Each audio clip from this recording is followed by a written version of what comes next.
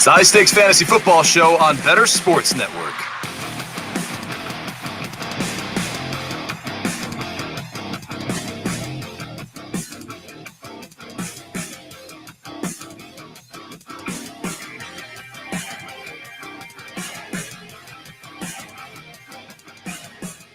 Welcome to April, ladies and gentlemen. It is April 6th. We are 3 weeks exactly away from the start of the 2023 NFL Draft. I know I can't wait. I know you can't wait, so let's get to it. This is the High Stakes Fantasy Football Show on the Better Sports Network. I am Eric Balkman from the FFPC, the High Stakes Fantasy Football Hour and the RotoViz High Stakes Lowdown. And, of course, you follow me on Twitter at Eric Balkman. Bring in my guest co-host in a second. As a reminder, for anybody who's looking for action right now, $25,000 grand prize in the FFPC Never Too Early Best Ball Tournament. Just $125 to enter at myffpc.com. Talk about the draft starting in 3 weeks. The drafts in that contest will cut off in 3 weeks because once the NFL drafts start, all those drafts are done.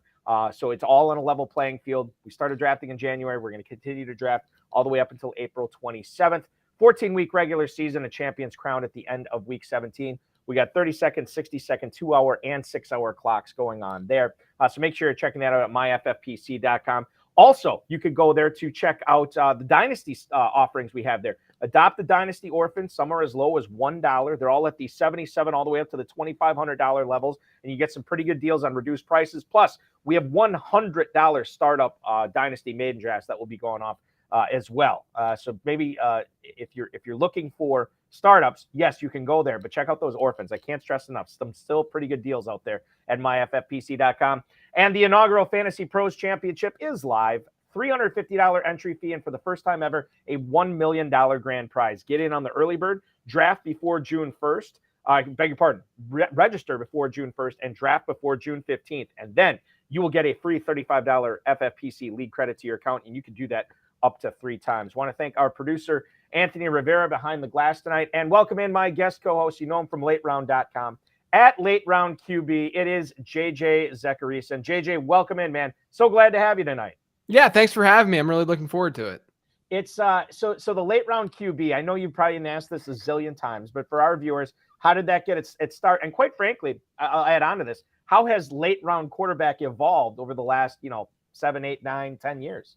Yeah. I mean, look, I've been around now for a while. Whenever I first started within the space as an analyst, I was the young one, but now I feel like I'm like a dad in the space, compared to a lot of the other folks that are coming in. But yeah, I mean, I created the late round quarterback ebook back in 2012 when it was after that big 2011 season, that near lockout season when we had some crazy quarterback numbers. And it was just an opportunity I saw to sort of get the strategy out there because a lot of people were saying, hey, draft your quarterbacks early. And then, that 2012 season really went the strategy's way. It was the year that like Andrew Luck entered the league, RG3, Russell Wilson.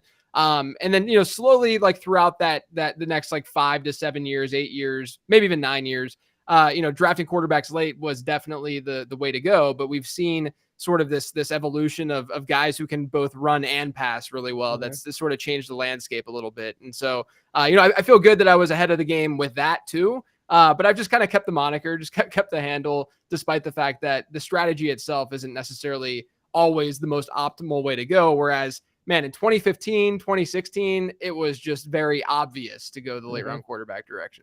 I always feel like there are those years that you emphasize. I think we saw last year in one of them in 2022. Getting those elite quarterbacks really paid off for people. Right. And I always look at my teams. Oh, I was so close. Like all I needed was this third running back, or all I needed was this fifth receiver on these weeks or whatever. But then I always think back, like, well, if I wouldn't have hit on those 2 quarterbacks in the mid rounds or the mid to late rounds, my team wouldn't have been that good. And so like now it's just it's an ebbing, it's a flowing, and it's always trying to get it right every single year. And we're gonna try to help everybody who's watching tonight get their fantasy drafts, their upcoming rookie drafts right. So coming up on tonight's show, we're going to get into the headlines tonight, but then we're going to do a rookie face-off. JJ is going to talk about, I'm going to give him a couple of rookies. He's going to tell me which one he prefers. And again, in the pre-draft process, we're going to get into some rookie breakdowns. I got to be honest with you. We're going to get into Devin Achane. We're going to get into Rashee Rice, Darnell Washington, Rashawn Johnson, Michael Mayer, Luke Musgrave. We're going to get into a ton of players tonight.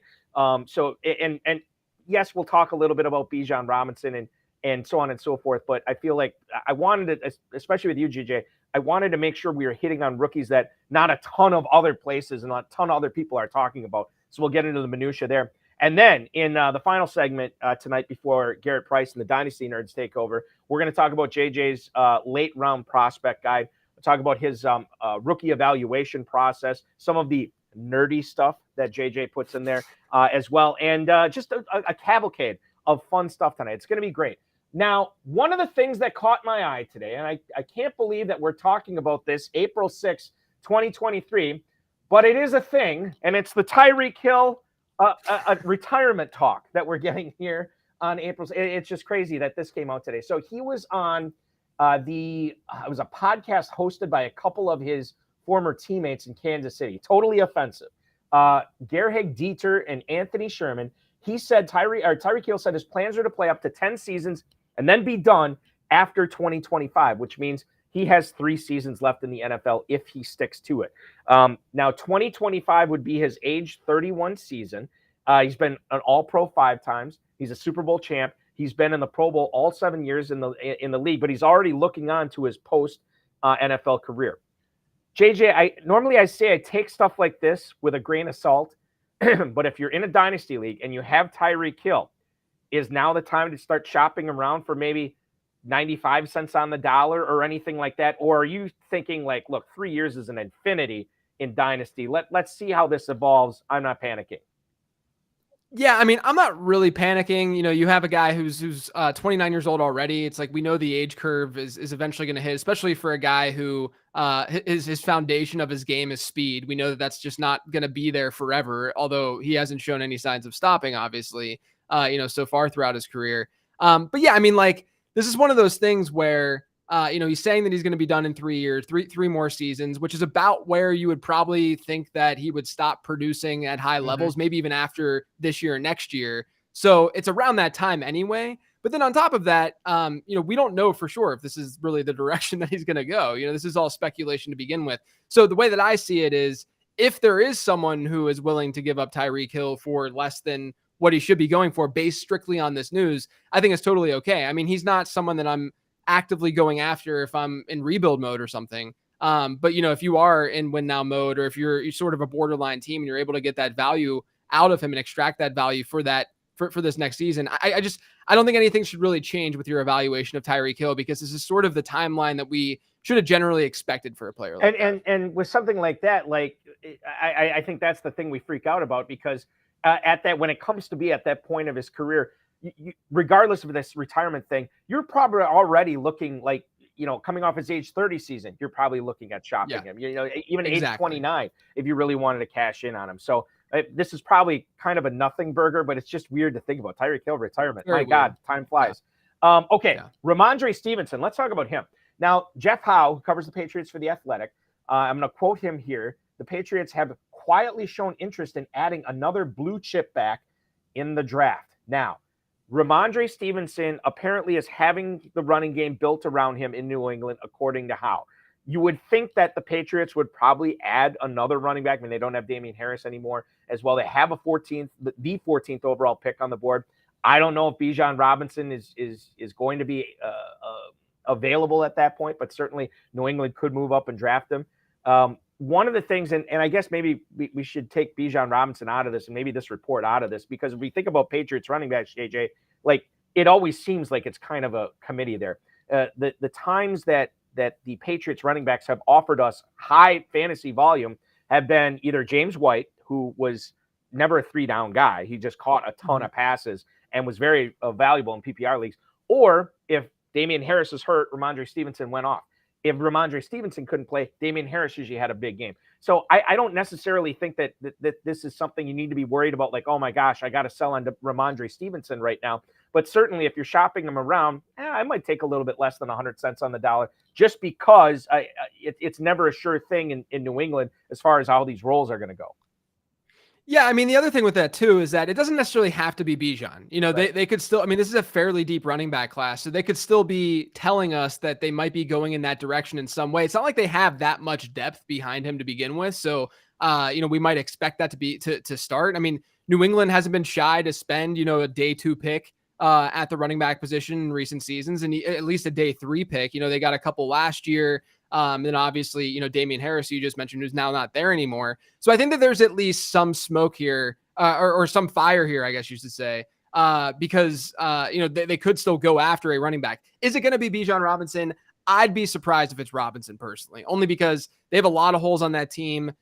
Whether you believe that running back should or shouldn't be drafted in the first round, I think that everyone would agree that going the direction of running back is more of a luxury type scenario as opposed to a team building core foundational scenario. I mean, we've seen teams do it so many times over the last decade, and it just not work out in terms of like building around that player. And look, Bijan Robinson is a special talent. He's far and away my RB1. I love the guy. But I just don't think that this is the right fit necessarily. And hopefully New England is smart enough to see that. But I agree with you. I mean, this is a scenario where the New England backfield, it's just this carousel of backs that are going in and out all the time. And if there is a lot of talk about them adding a running back, a high-end running back, I think that we should probably expect at least a mid-range to maybe lower-ish end type running back to be added and have some competition there for Ramondre. If I remember correctly, the last year New England in the draft ended up going with no, I shouldn't say this. So they drafted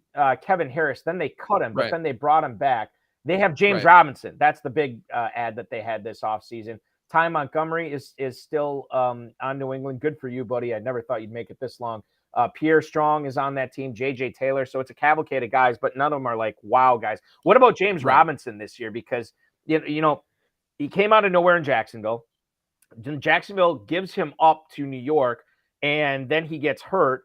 And then apparently, I think it was Robert Saleh said, yeah, we expect him to be a big part of our team in this year and next year. And now he's on the Patriots. So now you look at what James Robinson could do. Like, to me, I look at this backfield now with Strong and Harris. You throw in Montgomery as the pass catcher and Stevenson and Robinson. I don't really see like a gaping hole there. I think they can get it done there. But maybe, am I overvaluing James Robinson, JJ? My only fear would be that we just haven't seen it from him. And it could be one of those moves where, a team is going after that depth in case they're not able to attack it in the draft, which we see, fairly often. So I do like if I were running New England, I would be totally fine with that backfield because I think Ramondre Stevenson's he can be a good 3-down back. I think Robinson's a good change of pace for him for that early down role. And I really liked both Pierre Strong and Kevin Harris last year coming out. I thought that Harris was a pretty undervalued player. And then Pierre Strong was sort of like an Elijah Mitchell clone from a comp standpoint. And so, me personally, I think that this backfield, it looks fine. I just would still be worried because, those guys are still expendable to some degree. I mean, they already cut Kevin Harris at one point. J.J. Taylor is someone who probably isn't going to be able to make the squad. So there's just a lot of guys who aren't necessarily roster locks, which is why there might be some fear that they could still go that direction in the draft. But again, I think that's playing into the idea that they probably won't go the Bijan Robinson route. Shout out to fantasymojo.com, at FantasyMojo on Twitter. His name is Darren Armani. He puts together all the FFPC ADP data that we cite on the show. He's the godfather of the FFPC Pros versus Joe's Challenge. JJ Zachariason is a veteran of that contest as well. Ramondre Stevenson in the Fantasy Pros Championship. This is a 20-round managed format. Running back 13 at the 311 right now, going right behind Travis Etienne and Breece Hall, and then right ahead of Najee Harris and Dalvin Cook. I know I didn't put it on the show sheet, but let me just talk about Breece Hall, or let us talk about Breece Hall for a second. This is a player that I think a lot of high-stakes players I've talked to over the last several months, JJ, felt like if he didn't tear his ACL, he was on a path to being the 101 this coming year. And then he tears his ACL. Now we know he might be ready for the start of the season. He might not. Breece Hall has fallen a little bit in drafts. He is now running back 12. He is now going at the 308. He went as late as the 312 within the last 2 weeks in the Fantasy Pros Championship. You talk about Breece Hall from a redraft scenario, not dynasty, redraft scenario. Does that feel like it's still too early in the mid-third for a guy that, we don't know when he's coming back from this ACL? Yeah, I mean, obviously there's risk involved, right? A lot of literature that I've seen from, folks on Twitter who study this stuff in terms of injury analysis and stuff like that, like Dr. Edwin Polras, for instance, who now works for the Twins organization, but he does a lot of good work around this.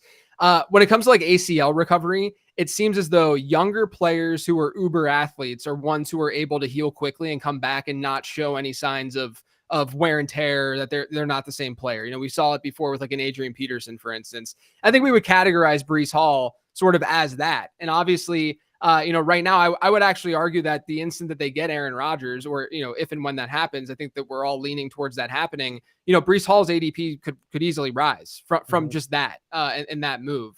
And so I actually think that he's a decent get right now at that kind of ADP.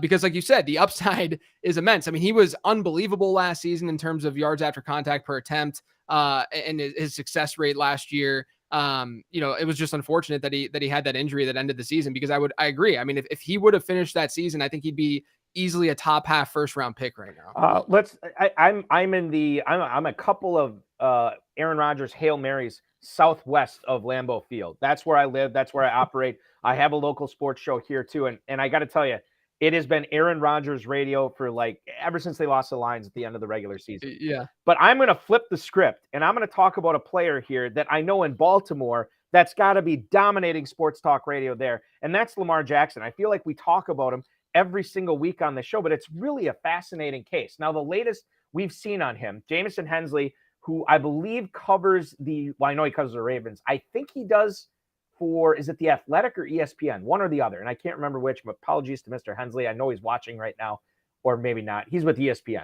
So in regards to what he had to report, Eric DeCosta, who is the Ravens general manager, said that there's a possibility that the Ravens could draft the quarterback in the first round of this draft coming up at the end of the month. He says it depends upon the board, but the Ravens have quarterbacks ranked among their top 31 players. Well, I would say, obviously, most teams do. Now, they don't pick until 22. They don't have, I think DeCosta also said they don't have as much draft capital as they probably like at this point. So to move up would be difficult. But obviously, Hendon Hooker, speaking of moving up, seems like he's moving up teams' boards. He's meeting with the Titans, Commanders, and Saints. I can't remember if he's going to or if he already did meet with the Green Bay Packers and the Tampa Bay Buccaneers as well. So suddenly this guy is getting some juice. You look at this Lamar Jackson situation, JJ. I'm gonna talk to you about it first from Dynasty.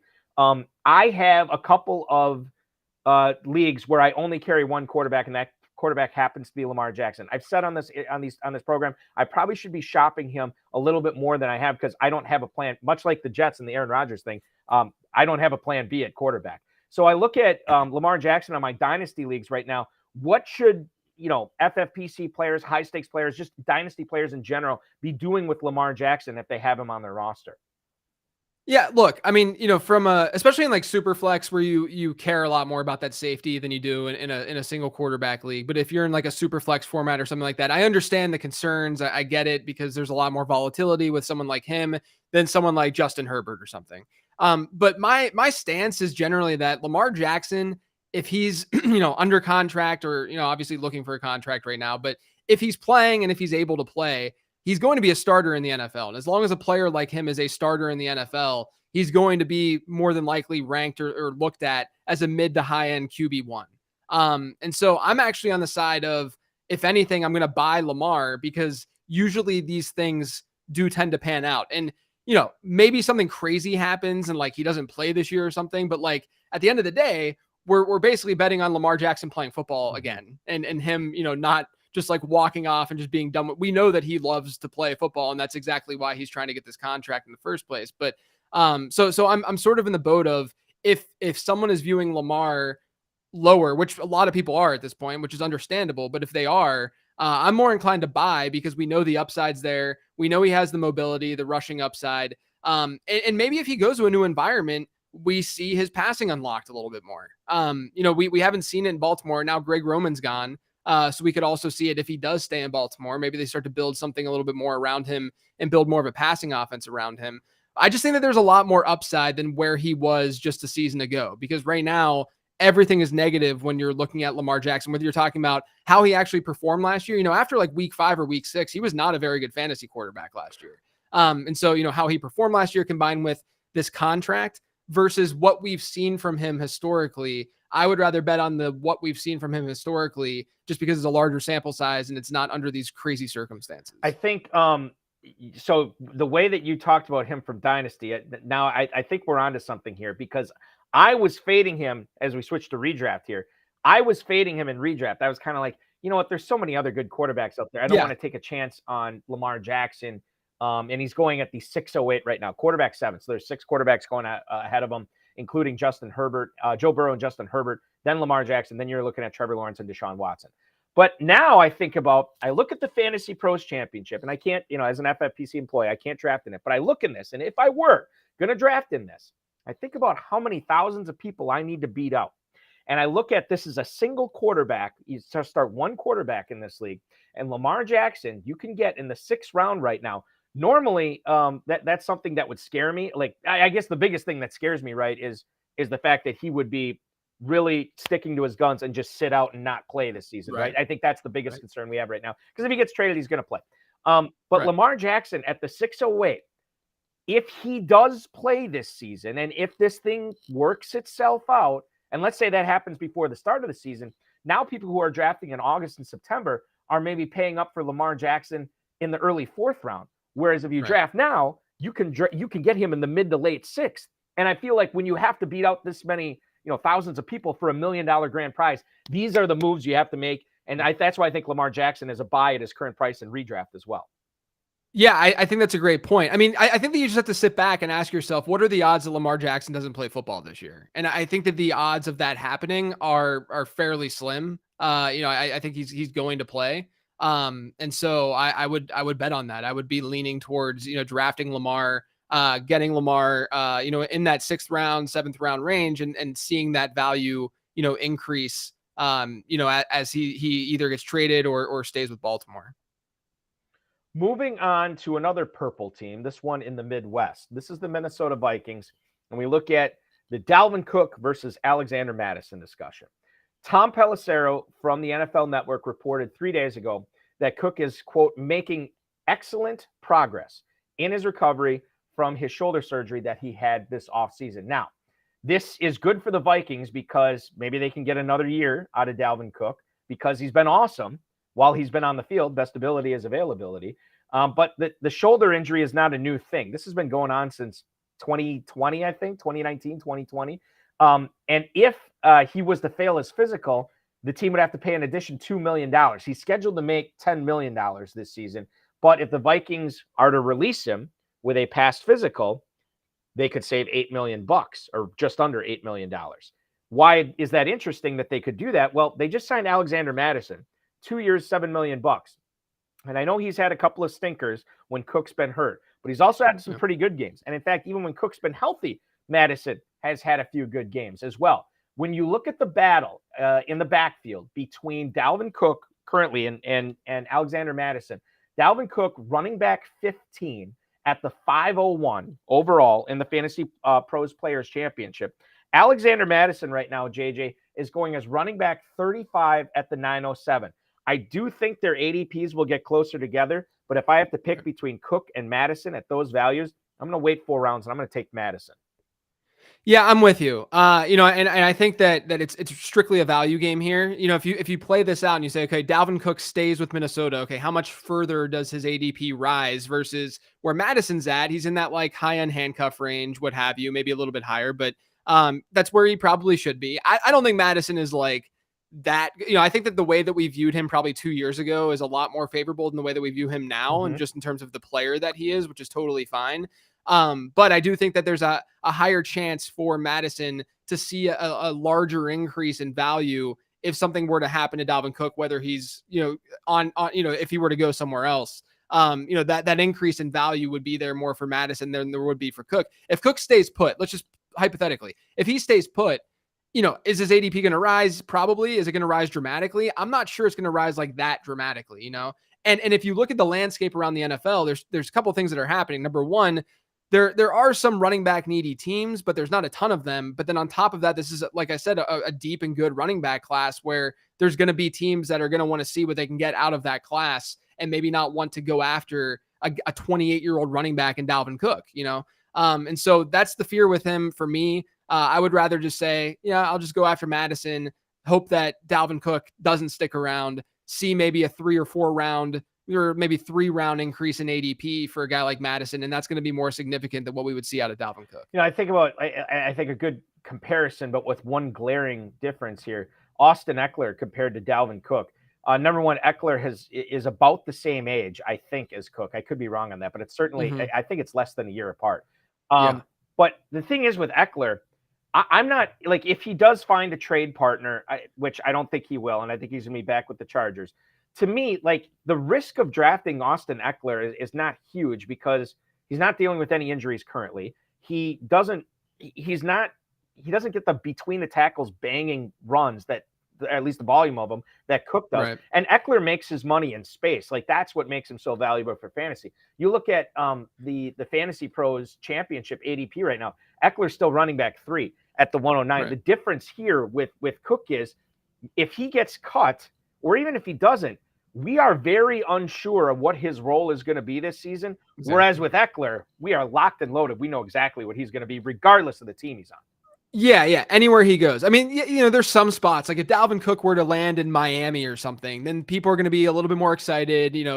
We could see a higher raise in ADP, but we're playing probability here. At the end of the day, there aren't that many spots that are like Miami. Everyone every year, there's always a spot or two, and everyone's like, oh, I can't wait till this running back. Only one running back can go there.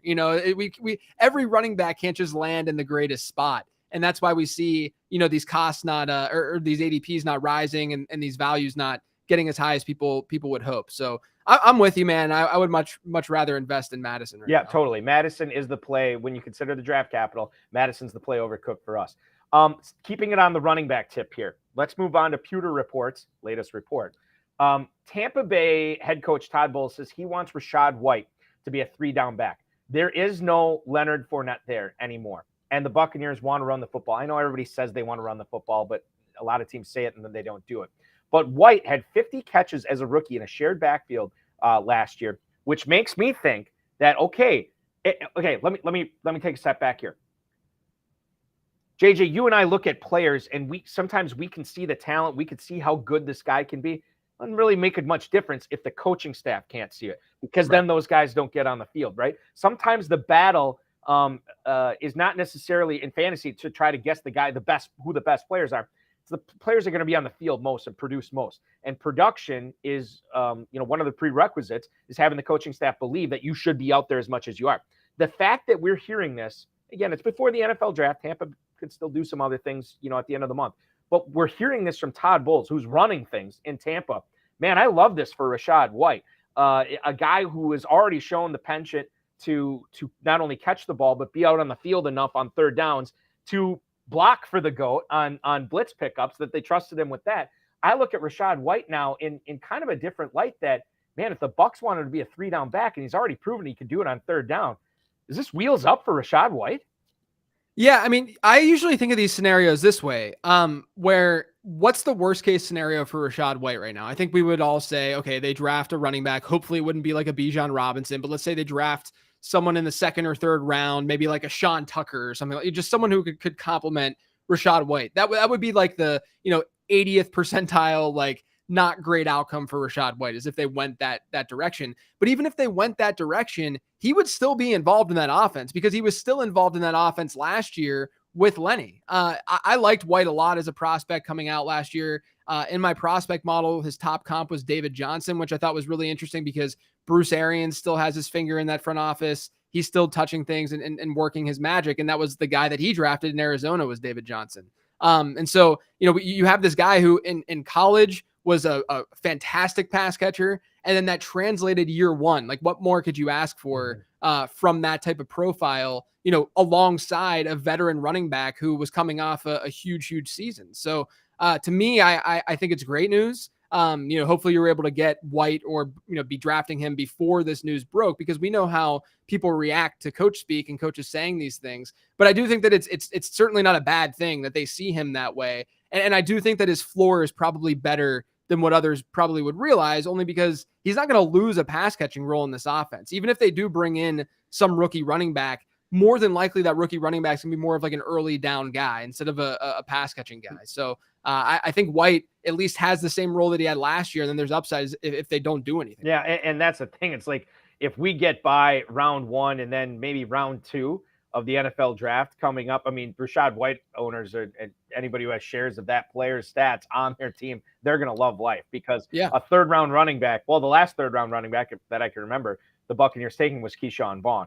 And it's not really a high hit rate for third-round running backs. Could happen. It may not. We're going to see what the Buccaneers do in the draft coming up in 3 weeks. As a reminder, the countdown to the NFL draft is on, and you need Fantasy Alarm to bet on the draft and dominate your fantasy football leagues. Plus, you're going to get rookie scouting reports. Your team needs betting odds, player projections, Discord chat, and more. For a limited time, get all the NFL content plus DFS playbooks for all sports for an additional 20% off the already discounted annual price with promo code NFL Draft at fantasyalarm.com. All right, I promise you we're going to have the rest of the show to talk about rookies. Anybody who's tuning in right now. It's 3 weeks before the draft. Why is Balky talking about all these veterans? I know. We're going to get to the rookies right now. So coming up, rookie face-off, it's going to be Devin Achane versus Zach Evans. It's going to be Jordan Addison versus Quentin Johnson, Dalton Kincaid, Donnell Washington, and much more. We're also going to get in some breakdowns coming up in the second hour. Jameer Gibbs, Zay Flowers, Luke Musgrave will get into that. Plus, JJ is going to tell us all about his late-round prospect guide,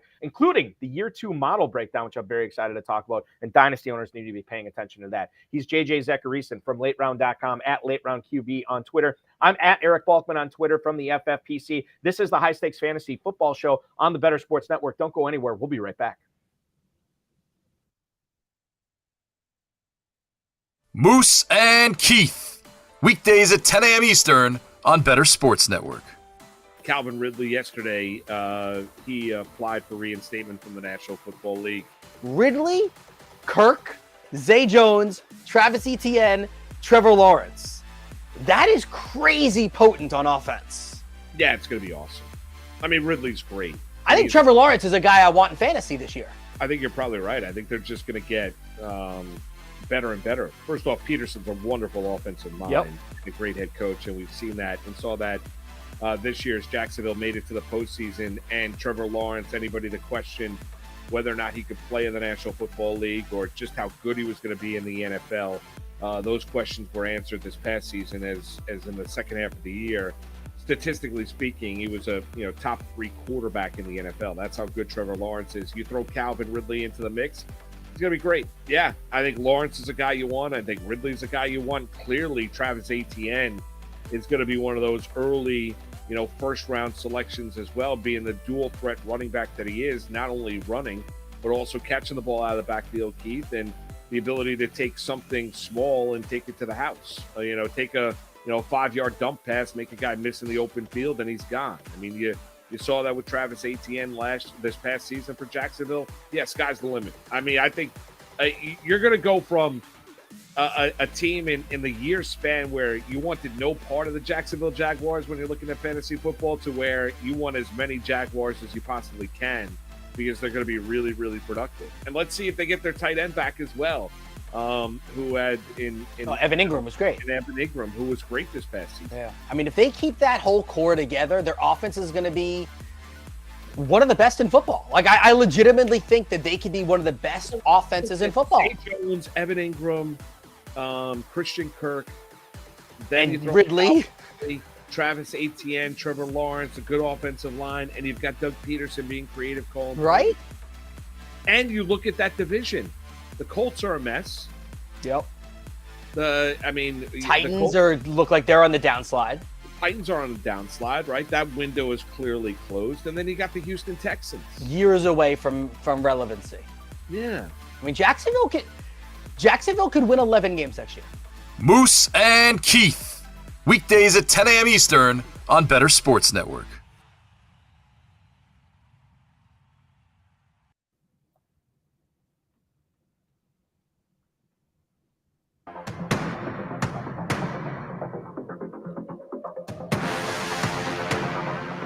It's the High Stakes Fantasy Football Show on Better Sports Network.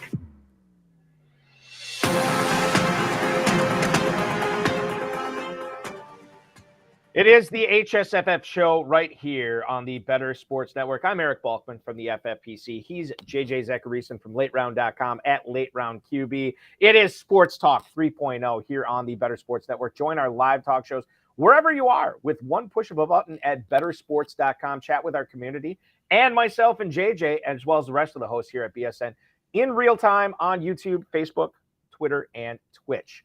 Let's get into some rookies here. I felt like this would be a good discussion in a fake radio type way where we bring up bringing everybody behind the curtain here, and then how do we sandwich if we want to talk about 6 players in a half hour, how do we make it so we talk about 12 players in a half hour? By doing a face-off. So we're going to talk about 2 players here in each portion of this segment, and JJ's going to tell us which one he prefers as far as rookies go. We're going to talk about a fascinating one right at the top, and that's quarterback. Earlier in the pre-NFL draft season, where everybody's talking about who's going to go number 1, JJ, I felt like Bryce Young was the player we heard over and over and over again. Bryce Young, Bryce Young, Bryce Young. Then the conversation seemed to switch to CJ Stroud a little bit, who had a great NFL combine. And then it seemed to be cemented as CJ Stroud after the Carolina Panthers traded with the Chicago Bears to get that 1 overall pick.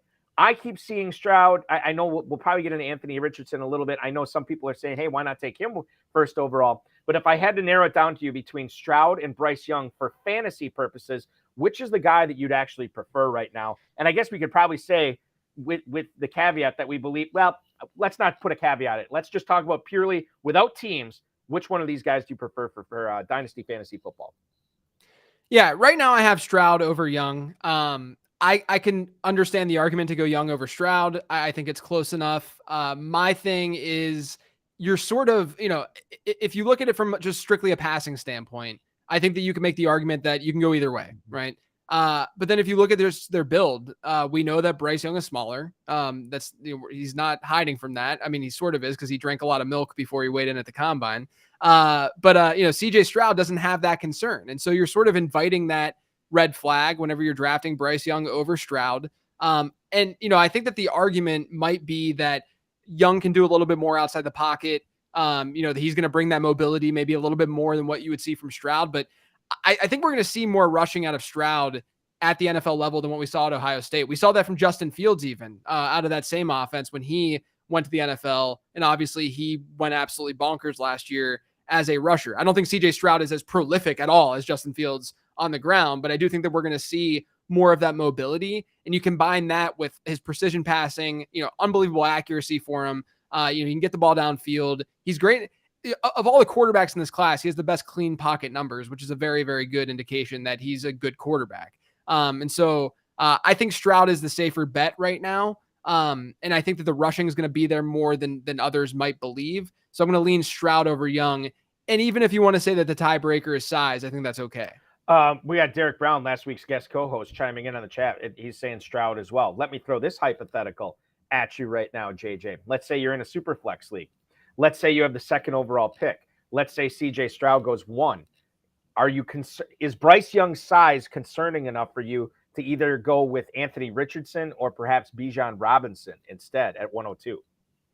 Yeah, I mean, I'd probably go Bijan because I think it's just a safe bet. There's going to be a lot of value appreciation, or at least, him being able to maintain that value year over year. Whereas at the quarterback position, there are scenarios where quarterbacks can just drop heavily from a value standpoint from year 1 to year 2, like a Zach Wilson or something like that. And we know that there's a lot of volatility too to quarterback evaluation. It's just a very, very difficult position to evaluate. So you have to weigh that as well. With a guy like Bijan, it's just very easy to say, this dude's going to smash. We feel very confident about it. So I'd go that direction. But if I were to go a quarterback's way, I do have Bryce Young right now at that 2nd spot. But, the Anthony Richardson conversation definitely makes a lot of sense. And I know we'll get to him in a little bit. So I won't get too deep into it. But I think right now, pre-draft, I'm going to go Bryce Young because we feel a lot more confident that the draft capital is going to be there for these 2 quarterbacks. Whereas Anthony Richardson, we feel pretty good. He's probably going to go top 5, top 10. But we still don't know for sure with certainty. So I'd probably go the Young direction right now. Let me phrase this. Let me frame this question to you this way: on a scale of 0 to 10, 0 being I have no concern with Bryce Young's whatsoever for Dynasty Fantasy Football, to 10, there's no way on God's green earth I would ever draft a guy that small as with as much draft capital as I'd have to take him in a Superflex rookie draft. Where are you at on Bryce Young's size being a concern for you? I'd say 5. And then, with CJ Stroud, like as volatile prospects come, because I think every quarterback is volatile in some way. No quarterback's going to come out and be perfect. And we see it more at like running back. We see it more at wide receiver. Quarterback is just such a crapshoot. And so if I were to look at like their volatility profile, if you will, and this is completely subjective, which is, weird for me to do because I'm not, I look at numbers so much and I try to be as objective as possible. But if I were to sort of put like a volatility profile together of these guys, I put CJ Stroud like a 3 out of 10 and Bryce Young more of a 5 out of 10. I'd be lying if I said that like, what we've seen from Kyler Murray so far in the league, it kind of scares me a little bit. I mean, like he hasn't stayed healthy. I think that Bryce Young on a points per game standpoint can do what Kyler Murray has done for sure. But I think that there is at least some concern there, whereas I don't have the same concerns for CJ Stroud. Moving on to running backs here. When we talk, let's stay away from some of the big guys right away. But Devin Achane, the speed merchant versus Zach Evans, a guy that I know people like high stakes guys when we opened up drafting at the FFPC in January.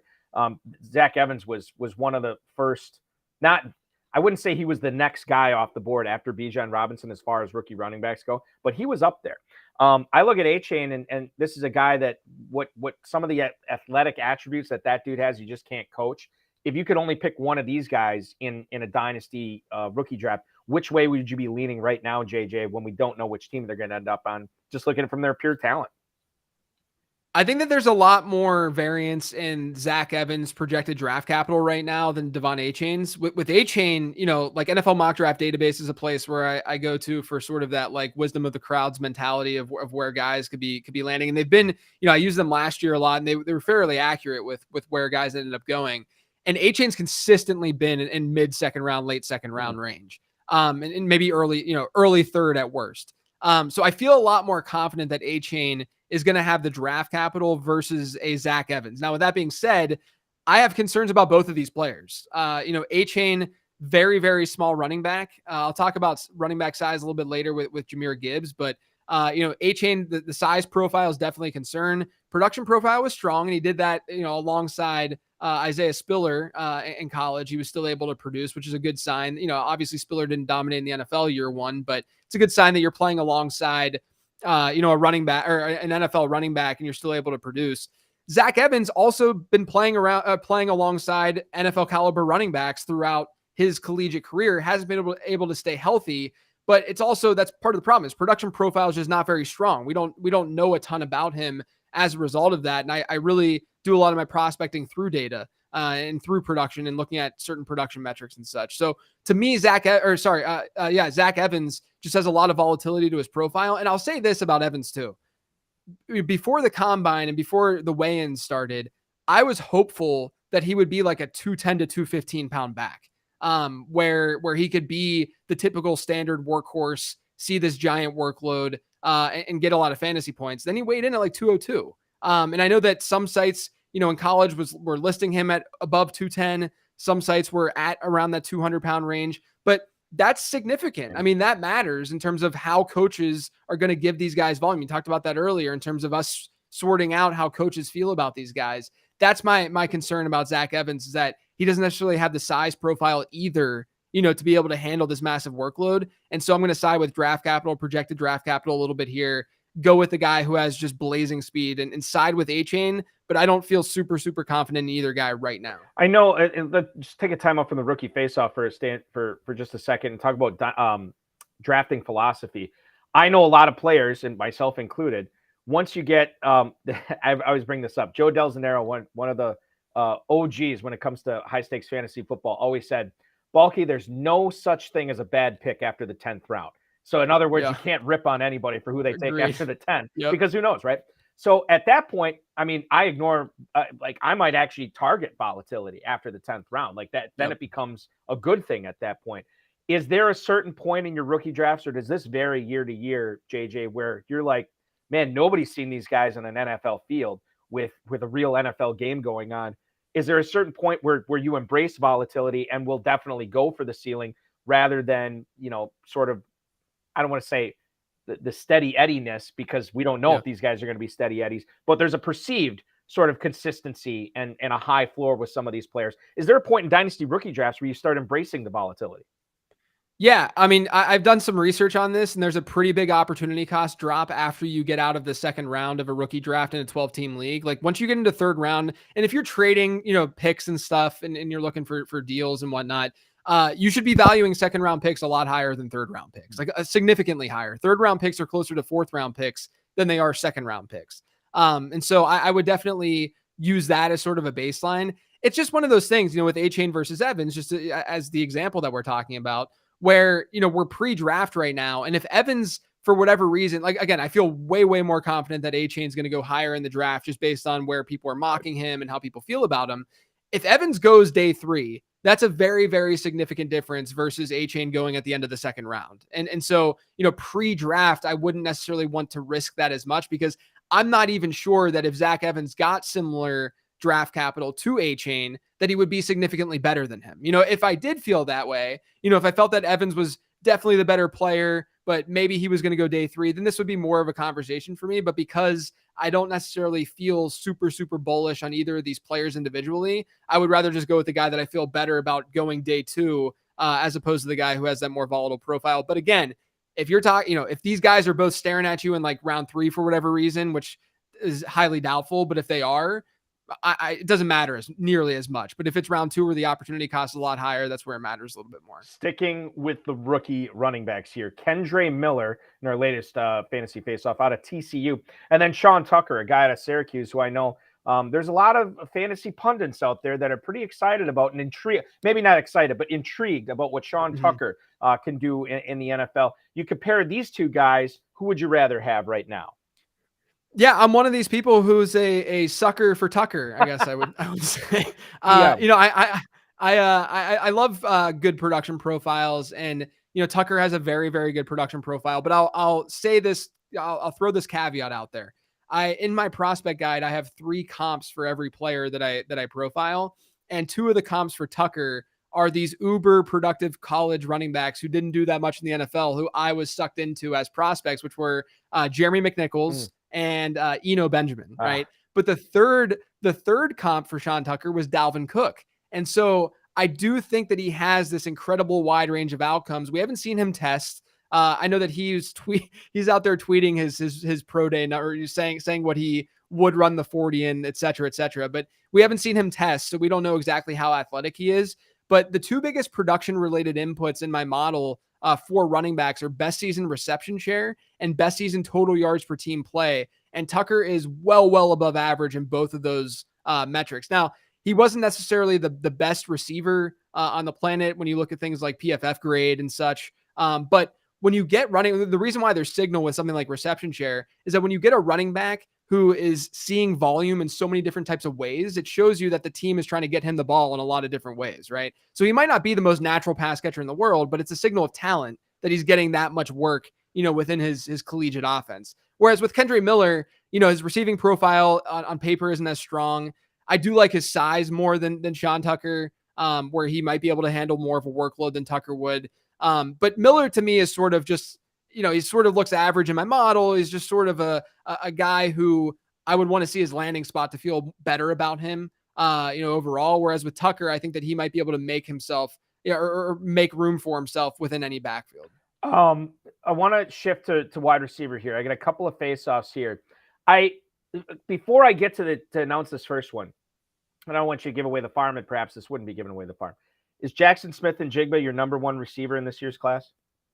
Yeah, he is my wide receiver 1. I think he's a stud. Amongst a decent high, there's some decent wide receivers out there, but I think he stands out. I wonder, and I was on one of my other shows, I was wondering out loud about this today, because we're talking about Jackson Smith-Njigba potentially breaking the 20-year streak of Packers not taking a receiver in the first round. And I looked at what this dude did in 2021, JJ, where he set the Big Ten receiving record. He set the Ohio State receiving record with 95 catches in a year. 2 games that season, he had 15 catches, which are a record for Ohio State. And he's doing all of this while he's on the same team as Chris Olave and Garrett Wilson, who are both number 1 picks and who are the only 2 receivers to go over 1,000, only 2 rookie receivers to go over 1,000 yards this year. Now, JSN only played in 3 games this past year, only had 5 catches, obviously dealt with the injury. Injury aside, if that guy does even close to what he did in 2021, would he have been a top 5 overall pick in the NFL draft? Yeah, I mean, I think that he would have been clustered at least within that Garrett Wilson, Drake London, basically where all those guys started to get drafted last year in that like late 10s, around. Okay, hold on. It was a confusing way of asking. let's say he does what he did in 2022. Let's say he gets close to what he did in 2022, what he did in 2021 with Ohio State, and he's still in this year's draft, Gotcha. right? Would he have been a top 5 pick in this draft? Probably, yeah. But I think that the concern, and I mean, I know that the concern for JSN is that, that year with Chris Olave and Garrett Wilson, he played the vast majority of his snaps from the slot. Right. And so, a lot of people are going to look at, what Garrett Wilson did, what Chris Olave did. They both tested as faster wide, and they are faster wide receivers who can play the perimeter. Whereas JSN was playing that natural slot role. We didn't get to see him play the perimeter because he's playing alongside two legitimate, now we know for sure legitimate studs in Olave and Garrett Wilson. And so there's just this unknown. But my pushback on that from a fantasy perspective is that if a team is going to draft Jackson Smith and Jigba in the top 15 of the NFL draft, let's say, if a team is going to draft him there, they're not going to only use him as Cole Beasley. Right. They're not going to use him strictly in the slot. It's going to be a CeeDee Lamb, Keenan Allen type situation where, yeah, he's probably going to play a lot, 3 wide sets, 11 personnel. They'll throw him out and play him in the slot, and he'll play 50, maybe 60% of his snaps from there. But there's almost no chance, unless the team is completely inept, that they would throw Jackson Smith and Jigba in the on the sideline in 2 wide receiver sets. It just doesn't make any sense. So to me, you should feel bullish about JSN no matter where he goes, because no team is going to spend that kind of draft capital and use him as a glorified Cole Beasley. Totally agree. 100%. The next 2, I guess, de facto receivers on the list for rookies this year are Jordan Addison and Quentin Johnson. Addison, who I think well, being a Pittsburgh guy, right? That's right. And then Quentin Johnson, the guy we got to see in the college football playoff for TCU. Your thoughts on these 2 guys when we pair them next to each other? Who stands out more? Yeah, I got to watch a lot of Addison when he was at Pitt with Kenny Pickett, and they ended up winning the ACC. He won the Biletnikoff Award, and then last season he just was not the same wide receiver, at least from a production standpoint. The size for Addison doesn't really bother me. I think that we've sort of moved past that discussion overall for the most part after seeing like a Devontae Smith and what he's able to do. Collegiate production and having that profile is just going to trump size all day long. I see Addison versus Johnston as a safer bet for sure. I think that we're looking at someone who his most likely outcome is like a Jahan Dotson, but I think that there's more of a ceiling there for a guy like Addison, maybe like a Calvin Ridley type ceiling. Whereas with Johnston, man, it could go south. Like it could end up just being, it could end up being T Higgins. That's his top comp in my model. So there is some favorability there. But within my model, I have what's called a stat score, which looks at all the production metrics that it looks at for wide receivers. It just gives you a score, 0 being average, right? Since 2011, there's been 6 wide receivers in this model that have gone in the first round and had a negative stat score, so a below average stat score. Those guys were Kelvin Benjamin, Cordero Patterson, Henry Ruggs, Kadarius Toney, Philip Dorsett, and then Jalen Waddle. But Jalen Waddle was someone who just didn't play a lot in college, didn't get that great production profile. He would have more than likely that final season had he not gotten hurt. So there's at least some reason for Jalen Waddle to have not gotten there. Quentin Johnston would join this group if and when he's drafted in round 1. And so that's why his number 2 comp is Brashad Perriman. So, there are some concerns about his ability to separate. He's doing this in the Big 12 where we see a lot of sort of this like manufactured production there, and production that's just not as vital and important as what you'd see from like the SEC or something. I just think there's a lot of question marks around Johnson's profile overall. I get the upside. I think the upside is certainly fair. And if you were to move to the second round, based on that stat that I just said, there are some hits. Like a T Higgins didn't have the best production profile in the world, but his athleticism, his physicality did translate. I just think there's a lot of volatility with Johnson right now. I would rather go with Addison because I think that we often also get sort of the floor ceiling equation wrong when we're doing this stuff, where we think that a guy like Addison could not possibly have as high of a ceiling as Quentin Johnston does. But then we've seen guys like Calvin Ridley do that in the past and be wide receiver 1s in fantasy. So I think right now Addison would be my pick between the 2.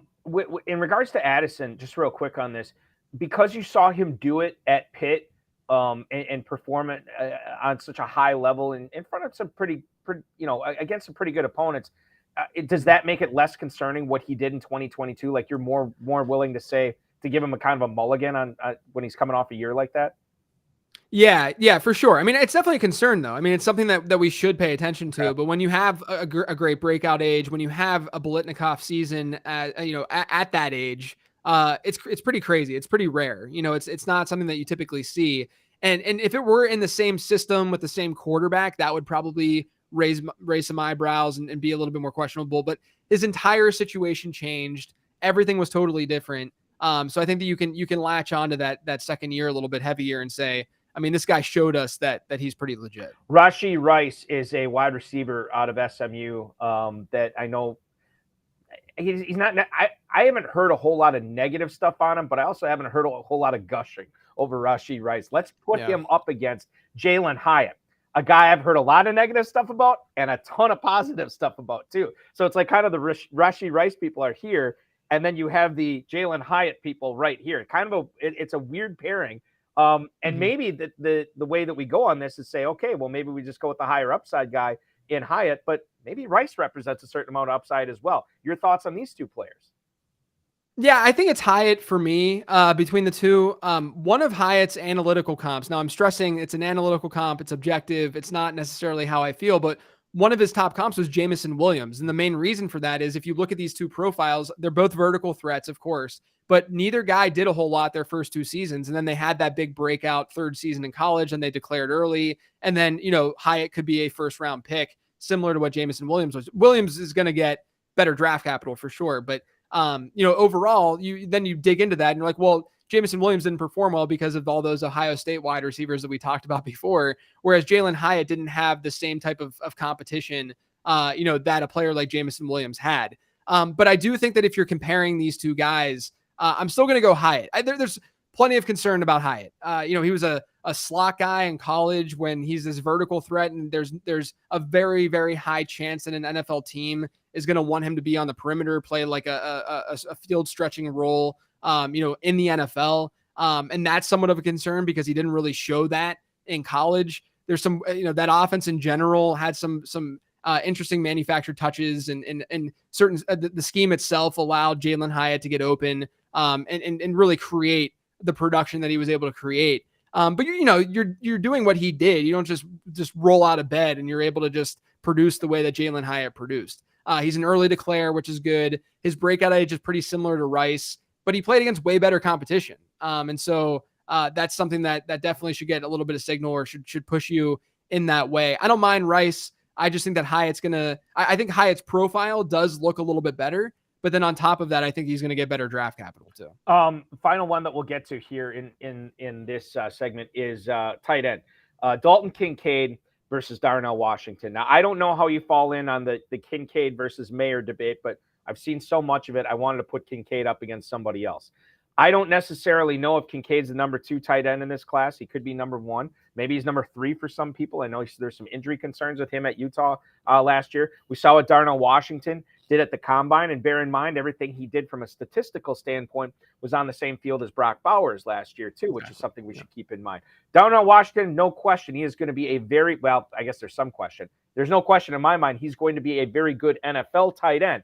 As far as fantasy football tight end, Kincaid versus Washington, is it Kincaid here for you? Yeah, this one's actually kind of tough because I this offseason I finally built a tight end model. It's looking pretty good. I'm feeling pretty confident about it, so I'm talking about it more on shows and stuff like that. And I'll say this: I mean, this class is very, very good based on what that model is showing. I mean, there's no doubt it's living up to the hype. Right now, that model actually has these guys 1 percentile apart. So I don't care what direction you would want to go here. It actually favors Washington over Kincaid right now. I don't know where I'm going to end up landing. I think I'm just kind of waiting for what we see out of the NFL draft. And there is a little bit of question marks around Kincaid as an athlete because we haven't really seen him, do much this offseason. But he definitely has the production. I think he's going to get the capital. I think he's probably the safer bet. But you look at Washington's size and that size speed combo that he showed off, and it's really easy to get enamored. And his yards per route run rate wasn't so horrific. Despite not being the primary tight end in that offense. So I'm kind of going to give you a cop-out answer and say I think both of them are very, very good. And no matter the direction you go, I think that you're going in the right direction. Well, and I think like it could be one of those things where if you're in multiple dynasty leagues, like I know many of our viewers are, many FFPC players are, just try to get, if it comes down to them, you try to get equal shares of it and see what happens, right? I mentioned the injury thing with Kincaid, where he had the back issue at the end of his season at Utah. Any concern with that? Because I love this guy for fantasy. Yeah, I mean, a lot of people seem to be comping him to the greats in the game. You know, I mean, people are are loving on him. You know, if an NFL team is willing to spend on him, then I'm not concerned. That's sort of the way that I view those situations. JJ Zachariason from LateRound.com at LateRoundQB on Twitter. I'm Eric Balkman from the FFPC. This is the High Stakes Fantasy Football Show on the Better Sports Network. When we come back, we're going to break down some games of some of the other players that we have talked about, like Anthony Richardson, Jahmyr Gibbs, Jackson Smith, and Jigman. We're also going to talk about some players we haven't discussed yet. Roshan Johnson, Zay Flowers, Luke Musgrave, all those guys. And then JJ's going to let us know about his late round prospect guy. We've been dancing around it. He's teased us a little bit. He's going to give us some more insight and especially where you can get that as well. Hour number 2 of the High Stakes Fantasy Football Show is coming up next. Don't go anywhere. We'll be right back. Better Sports Network. Collectible moments. Everybody up here at U.S. Cellular. Sox 5 runs, 6 hits. The 2-1 to Bartlett. Swing, chop to short. Ramirez has it, throws. Burley picks the perfect game. His second no-hitter. People going crazy here at U.S. Cellular. He's mobbed by his teammates. A perfecto. Now there's a steal by Bird. Underneath the DJ, lays it in. Right up, 1 second left. What a play by Bird.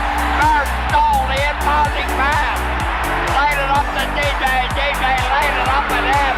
And Boston has a 1-point lead with 1 second left. Out of the I formation on first down. Peterson to carry, looking for running room on the right side, has it to the 25, across the 30, across the 35, and out of bounds at the 40-yard line. Adrian Peterson has just gone over 2,000 yards for the season, the 7th man in NFL history to cross the 2,000-yard mark. Well, a thundering ovation for number 66, Mario Lemieux. Just the emotion I'm sure Mario is feeling in this place. You don't appreciate something until it's gone, and it's so great to have Mario back. Yager turns around.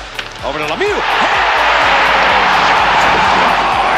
Mario Lemieux, his first goal in his comeback here tonight at the Mellon Arena. And the Penguins lead 3-0, and he is smiling like a butcher's dog.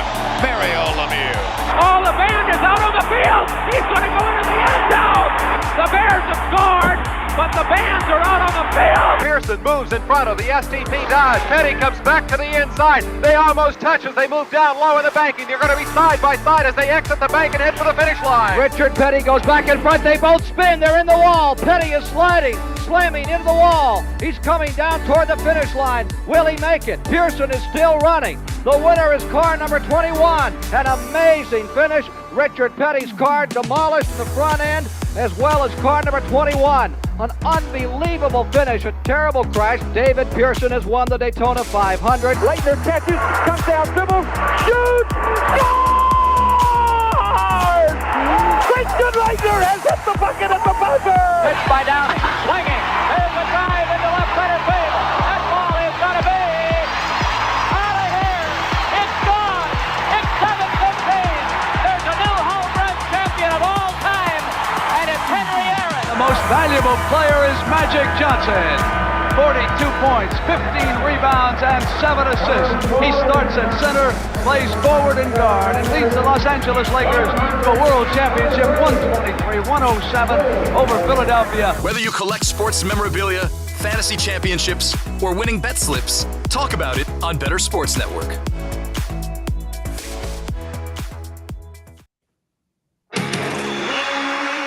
It's the High Stakes Fantasy Football Show on Better Sports Network.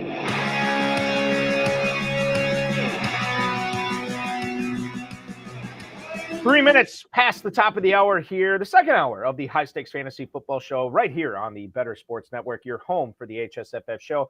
I'm Eric Balkman from the FFPC. That's the Fantasy Football Players Championship, the High Stakes Fantasy Football Hour, and of course, the RotoViz High Stakes Lowdown. Special guest co-host tonight, JJ Zachariason at Late Round QB, lateround.com, which is your home for everything fantasy football. You want to check that out. Hey, as a reminder for fantasy football, adopt the Dynasty Orphan today at myffpc.com with the FFPC. Discounted teams, reduced price teams going for as little as $1. The levels that you're investing in are at $77 entry fees to $2,500. Some of the teams are discounted more than that. So make sure you're checking that out at myffpc.com. And also at myffpc.com, $100 dynasty startups. If you want to get your feet wet in some year-round fantasy football, go to myffpc.com and sign up there. And then obviously the next thing you need to do is go to lateroundqb.com. Or excuse me, lateround.com, at lateroundqb on Twitter for all the fantasy goodness. So let's kick things off here in hour number 2, JJ, with one of the most exciting quarterbacks we have seen. One of the most polarizing quarterbacks we have seen, one of the most intriguing quarterbacks we have seen in recent memory in the NFL draft, and that is Anthony Richardson out of Florida. A player that, I'll be honest with you, kind of done a 180 on. Did not want to have anything to do with this player initially, and maybe it was because of the presence of Stroud and because of Young and because of Levis and some of these other quarterbacks, Hooker is another guy. But now I'm just kind of like, whereas all I could see was the downside before of him needing to become a better passer. Then I see this workout at the combine, and I know it wasn't, a live 11-on-11 real game, but I see the upside. I see how exciting he is. I see the athleticism that you just can't coach. My goodness, a lot of exciting stuff about Anthony Richardson. Yeah, I mean, look, he's the most athletic quarterback we've literally ever seen, and there's something to that when if you look at the players who scored the most fantasy points per game with their legs last season were the top fantasy quarterbacks in fantasy football, because that matters in fantasy, that mobility is just such a big deal. And so we should worry about and be concerned about how athletic these quarterbacks actually are. We talked about Stroud and Bryce Young earlier. Both of them, fortunately, are guys who will escape the pocket and can't be mobile. But it's not like this. This is a situation where we're looking at a Lamar Jackson, Justin Fields type rushing impact. And what we've seen, especially, Justin Fields is a great example where last season he was not great through the air. But he was still great from a fantasy perspective because of what he can do with his legs. And I think that at the very least, we're going to see that with Anthony Richardson. And, the way that I sort of view this is if you were guaranteed longevity with Anthony Richardson, if you were guaranteed that he would start in the league for 10 years, he would easily be the QB1 in fantasy football. Totally. Like in rookie drafts, right? That the concern is, okay, well, maybe he won't keep his job. That's why I think at least in a single quarterback league, you should just be striving for that upside and just going for it and just I think you should be QB1 in a single quarterback format, because that upside is a lot easier. The opportunity cost in getting him isn't as significant. It's not that big of a deal or as big of a deal if he doesn't work out. Whereas in a super flex league, I can understand if you want to play the safety game a little bit more, where you're worried that Richardson might not be a starter, in year 3 in the league because you're not feeling good about him as a passer.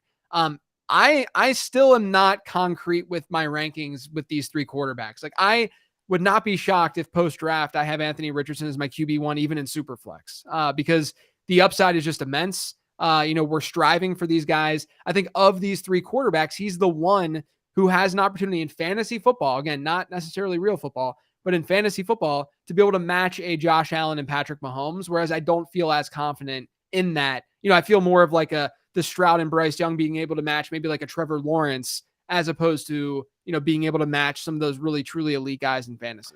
I want to get to what could be the consensus, at least according to a lot of draft nicks out there, number 2 running back in this draft. Before we do, Anthony Rivera, our wonderful producer, pointed out that there's been some pretty good conversation going on in the YouTube chat right now. And we definitely wanted to center in on some of those comments, not only from the better boss, but also from Derek Brown, again, from Fantasy Pros, who was last week's co-host as well. He's going to throw them up on the board here.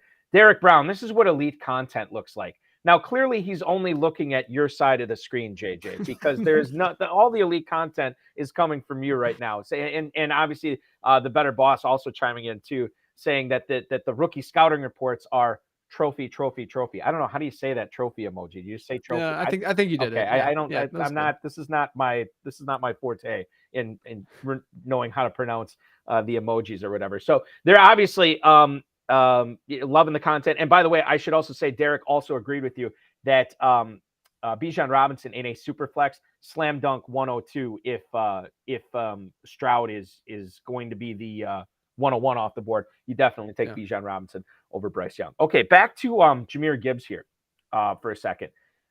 This is a player in, I'm trying to think when it was. I want to say early February. I did a couple of redraft leagues, and I waited. I did my hero RB or whatever you want to call it, and then I waited on running back to the point where I got Jahmyr Gibbs as my second running back, and I was a little bit nervous about that.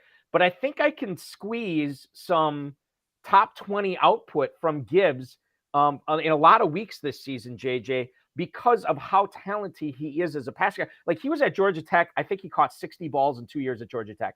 Then he catches 44 with Alabama this past year. We love pass-catching running backs. I think this is one of them.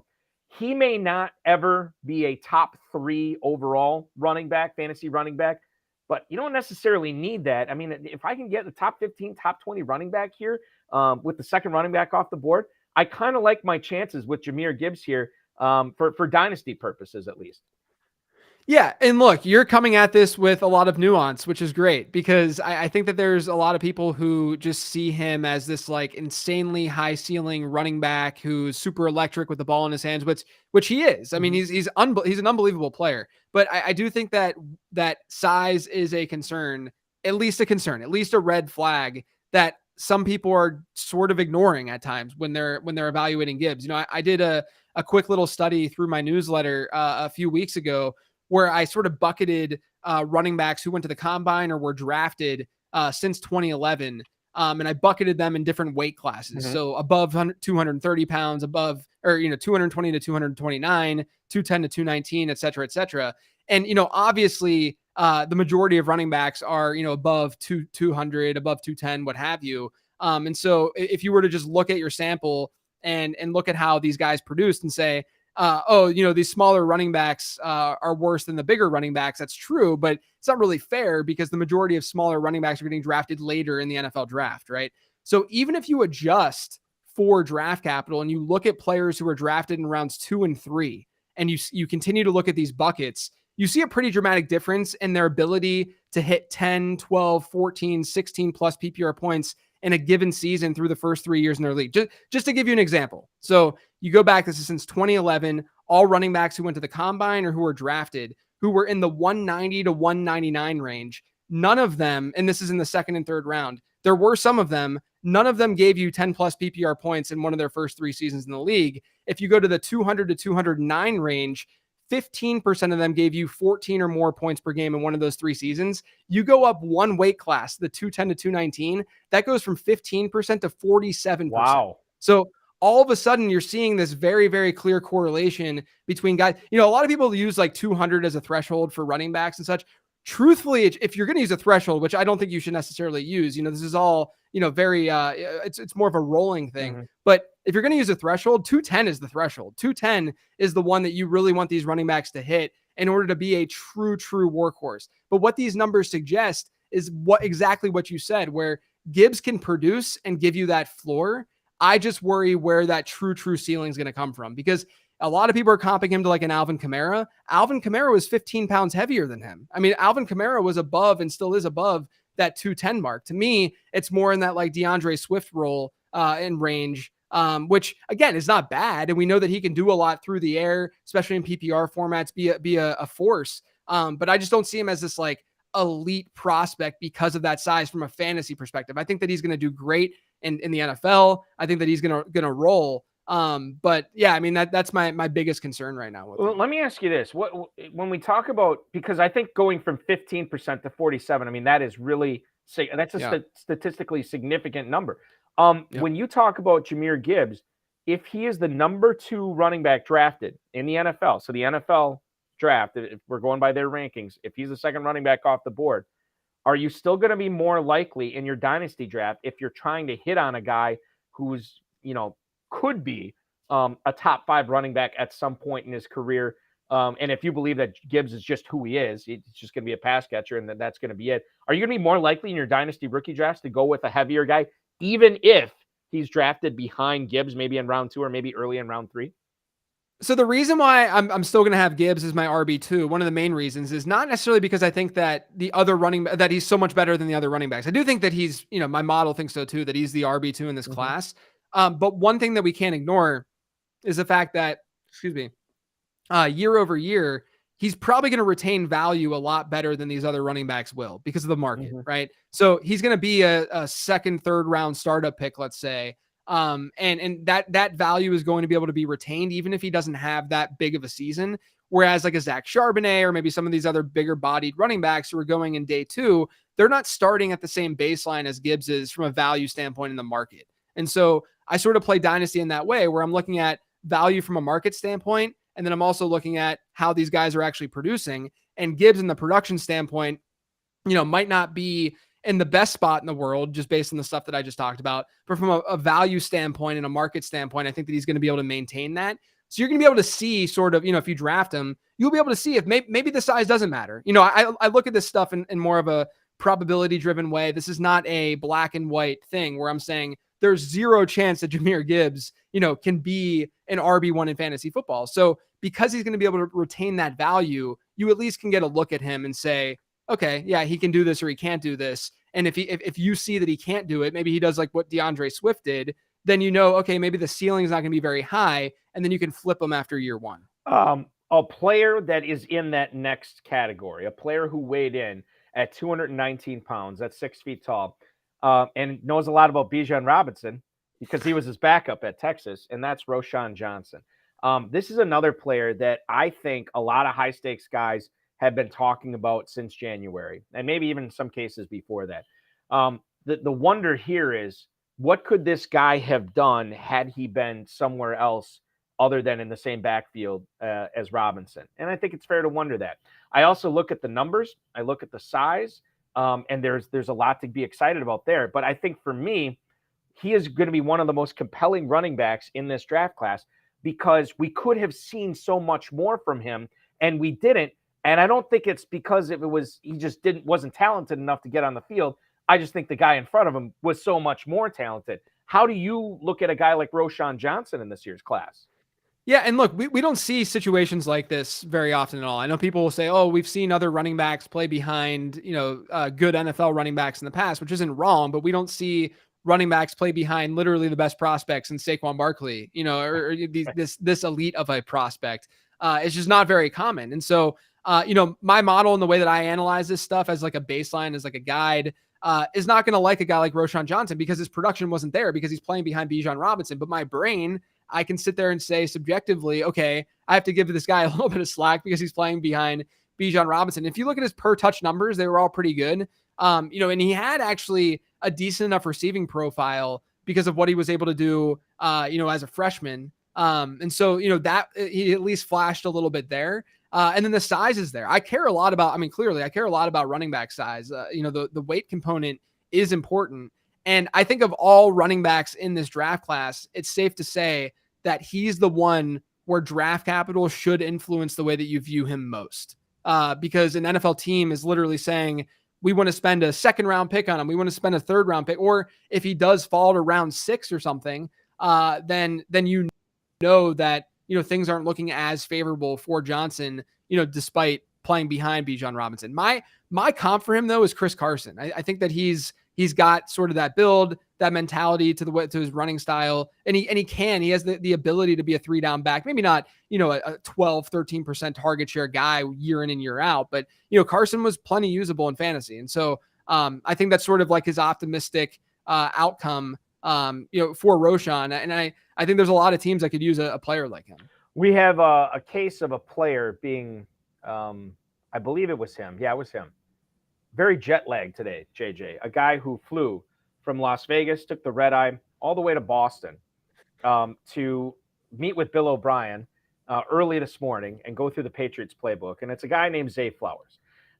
This is a player that I think after the top 3 receivers are off the board, the de facto top 3 or the consensus top 3 in Smith and Jigba, Addison, and Johnston, Zay Flowers could definitely make a case, maybe with Josh Downs to be the 4th receiver chosen here in this draft.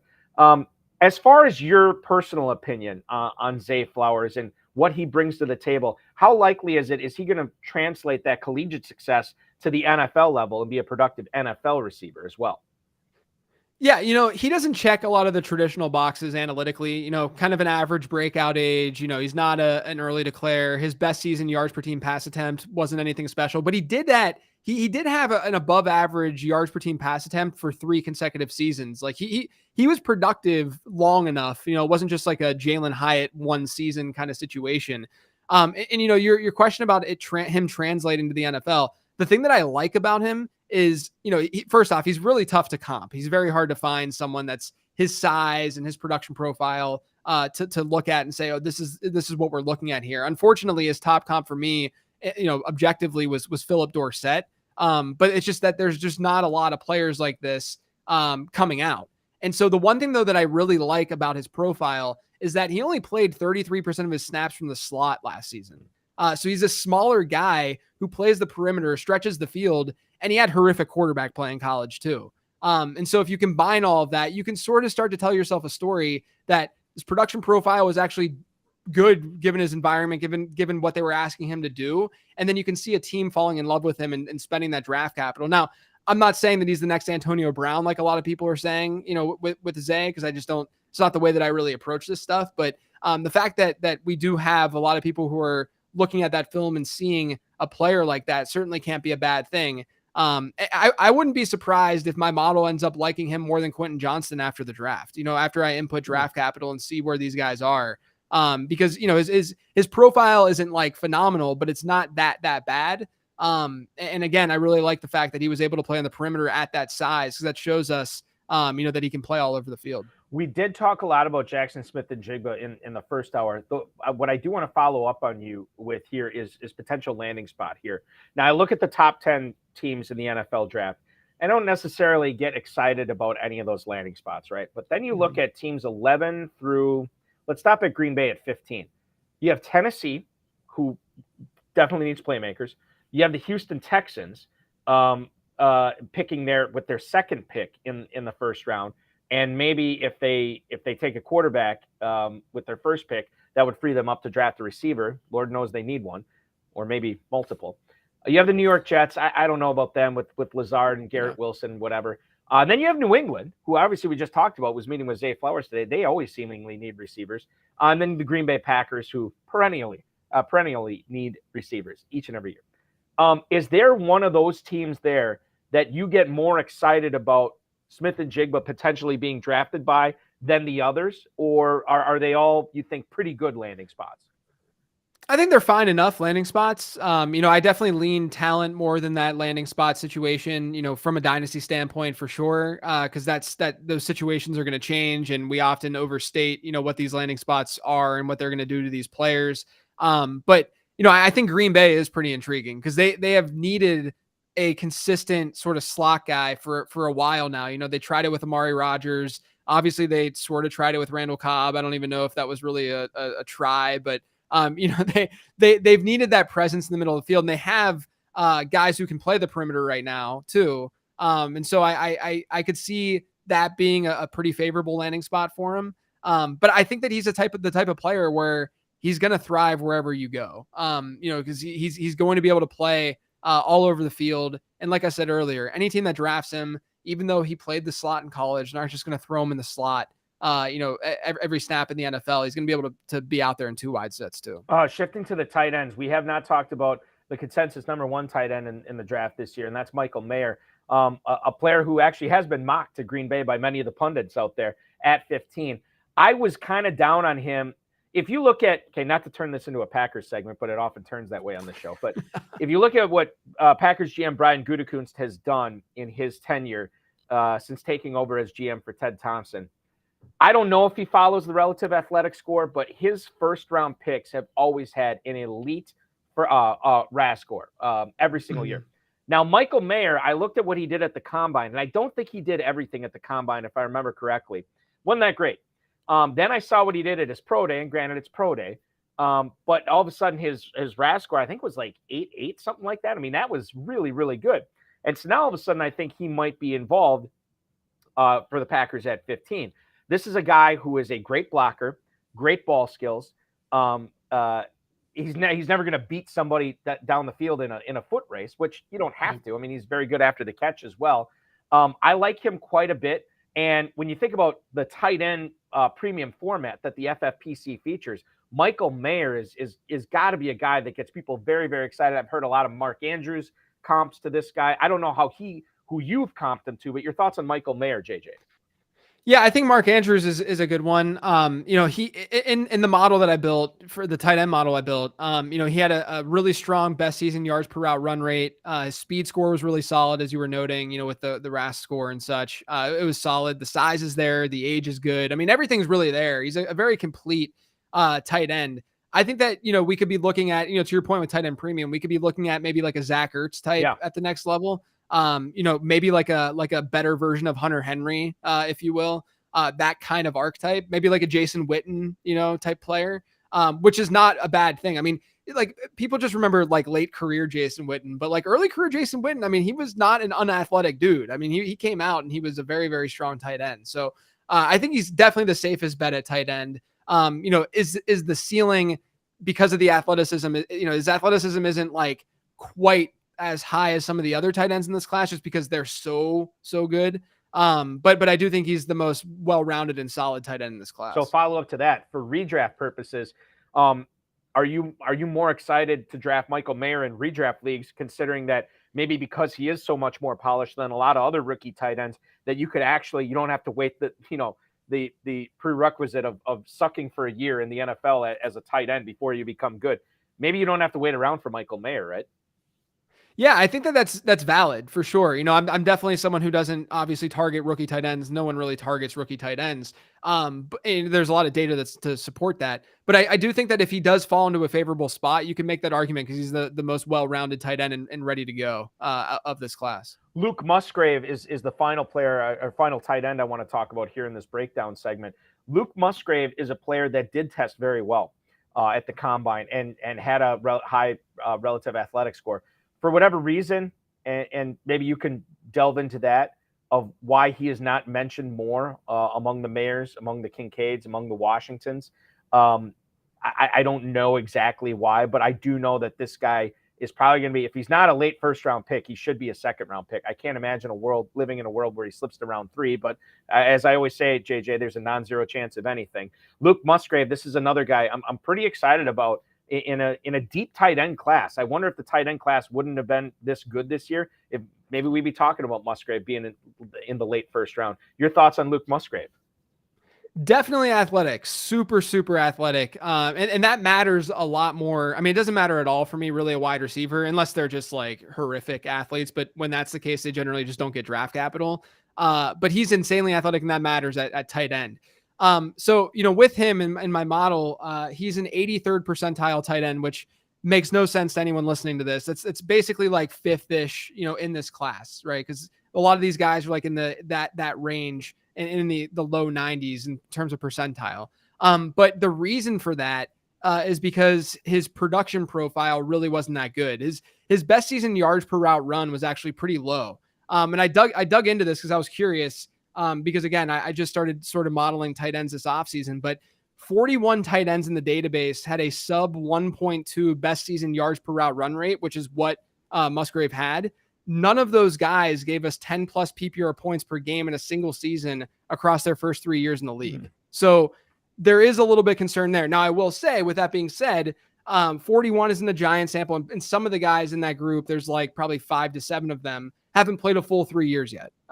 And one of the guys that actually falls into this group, who I am pretty optimistic with after year one, is Chigakonkwo, who also is a pretty volatile uber athlete type tight end who then saw an absurd yards per route run, during his rookie season. So for me, Musgrave is just a highly volatile tight end prospect. Whereas a guy like Mayer, you're just getting a lot more consistency with. And a lot of people, again, in FFPC rookie drafts, they will shoot for the moon and go with a guy like Musgrave. Well, and let's face it, Musgrave is not going to go as high as Mayer in rookie drafts. Just real quick, last fantasy face-off here. What if I put against two really athletic tight ends here? Which one are you going with? Is it Musgrave or maybe Sam Laporta out of tight end Iowa? Which one would you rather have between Musgrave and Laporta?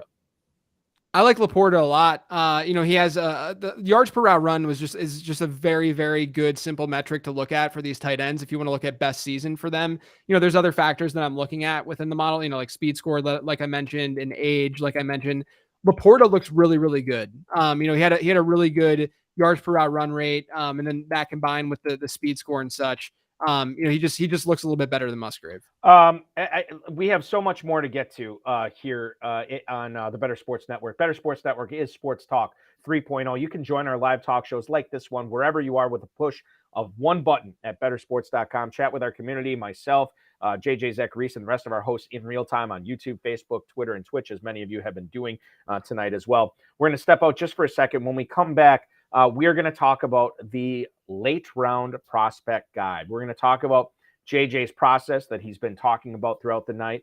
I want to get into more of this year 2 model breakdown. We're going to talk about maybe some surprises in his rookie rankings after he crunched the numbers. He put it through the analysis, maybe something that stood out to him. And then obviously everybody who's watching this is total fantasy football nerd. We're going to get into the nerdy stuff as well. He's JJ Zachariason from lateround.com. I'm Eric Balkman from the FFPC. This is the High Stakes Fantasy Football Show only on the Better Sports Network. Moose and Keith, weekdays at 10 a.m. Eastern. The word genius is there. Bob Glover, it describes him. Bob, so when's the last time that Twitter defeated you? Because I've been defeated by Twitter today. I'll tell you how Twitter defeated me one time. I had the mistaken impression that the year that Troy Polamalu won the Defensive Player of the Year, it looked like it was going to go to Clay Matthews Jr., and I tweeted it. And there was a guy on the media bus. He was like, oh, yeah, he's got it, a guy I trust. I won't tell you who it was, but his initials are Mike Garafalo. So I went with it. Got a DM from Rich Eisen, NFL Network. He goes, you sure about that? I go, oh, man. Oh, I just got this wave. Because, accuracy to me is really important. Yeah. So I'm literally on the media bus. We're just getting back from media day. We are slipping and sliding in Dallas. It's snowing. I get off the bus. I open my laptop. I'm hunched over. And I just, literally people are passing me. Bob, what's wrong? And it was Polamalu. And Adam Schefter had retweeted me. Trey Wingo had retweeted me. I'm like, oh, I'm dead.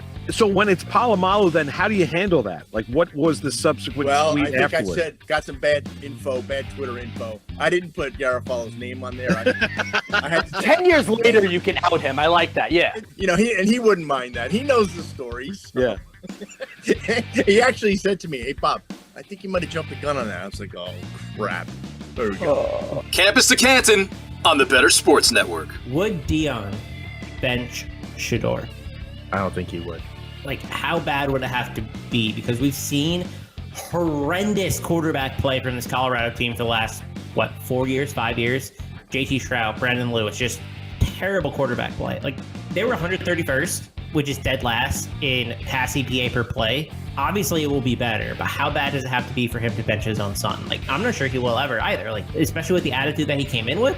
If they don't get Rashada, who do they bench him for this year anyway? I don't know that there's another answer on that roster that you go to. They don't really have a guy behind him, so I don't even know if we would know the answer to that until the next year, assuming that, he doesn't declare for the draft, he returns, they bring somebody else that's competent and behind him. If they're going to do this the Lincoln Riley way, next year would be the class to bring somebody in. Shedeur Sanders is going to be a third-year player, so he's going to play 2023. I don't think he's declaring for the 2024 NFL draft, so he's going to play in 2024 and then declare for the 2025 NFL draft. And let's remember this, he hasn't had a full recruiting cycle at Colorado. He will have that next recruiting cycle, so maybe he could get one of these class of 2024 quarterbacks that come to Colorado. However you're invested in sports, from betting to fantasy, collectibles, and more, join our community on Better Sports Network.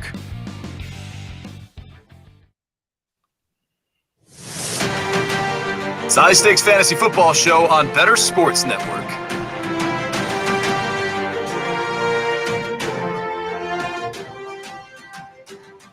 Dynasty Nerds with Garrett Price is coming up in 27 minutes. Don't go anywhere, ladies and gentlemen, as the High Stakes Fantasy Football Hour comes into the home stretch tonight. I'm Eric Balkman, the FFPC. He's JJ Zachariason from lateround.com, at lateroundqb on Twitter. And if you are a Better fan, and let's face it, if you're watching this, you can have the Better Sports Network newsletter emailed to you every single day. The only place to get our daily Better Bet plus exclusive offers, program alerts, special events, and our top moments. Register for free right now at bettersports.com. Let me tell you, we've been talking about bettersports.com, obviously, as we do every week on the show. Let's talk about lateround.com because it is the home of the Late Round Prospect Guide brought to you by one JJ Zachariason. Can you tell us a little bit about your process, how you build these models, and when you ultimately not only give analysis and on all these rookies individually, but putting together your rookie rankings? How does just tell us a little bit about how that whole process is from birth to from cradle to grave, as they say? Yeah, I mean, I'd say it all started in like the 2019 range, that crazy wide receiver draft class that we had where, I feel like no one really got it right. It was like when Terry McLaurin went when he went, no one really was on him. And then DK Metcalf and N'Keal Harry was the guy that everyone wanted. In that class, I just screwed it up as an analyst. I didn't have like a very firm process in how I was analyzing these rookies. And I realized at that moment that I really wanted to have a more firm process in how I'm approaching this stuff each year. And so, I had sort of like a pseudo model, but it wasn't really testing against anything. And it wasn't very, I didn't know how good it actually was or not. But I knew that there were plenty of inputs that do correlate to success from college to the NFL. The thing that I always say is that productive collegiate players are not always productive in the NFL, but productive NFL players were almost always productive in college. And so because of that, you can take the traits and the things that these successful players had in college and find those things with players that are entering the NFL to help you spot gems at running back and wide receiver. So I built these models that are based on a bunch of different factors. At wide receiver, I'm looking at things like breakout age, best season yards per team pass attempt, different production metrics, etc. Running back, I'm looking at reception share and total yards per team play and their size and that kind of stuff. And essentially, those things are trying to predict how well these guys are going to do across the first 3 years in the league.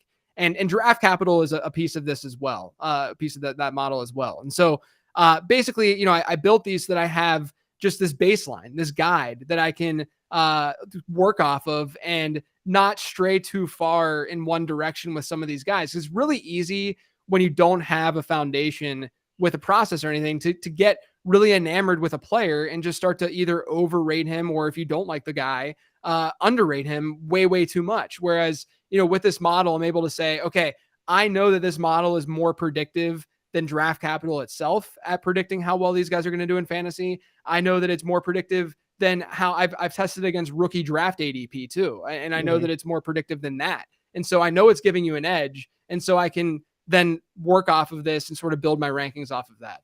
Can you, when you cite that, because I know some, well, I won't get into it, but can you give us an example of like in years past where you nailed a player at whatever position it was when, the rest of the fantasy industry was either way down on this guy when you knew he was going to be good, or vice versa, when everybody was up on a guy and you're like, I don't know what they're seeing in him because I'm not seeing it. Has there anybody that stood out to you over the last couple of years?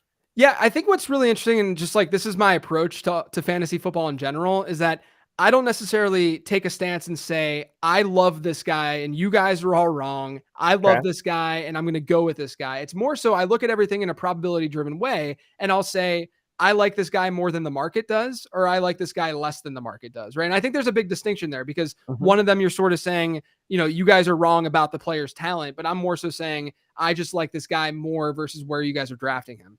And so a perfect example of that is Isaiah Pacheco last year. So my model has this metric in it called draft capital delta. So what it does is it looks at the percentile. So all these prospects get percentile scores, right? And so they get a percentile score, and then there's a draft capital percentile score. So where they were drafted in the actual NFL draft.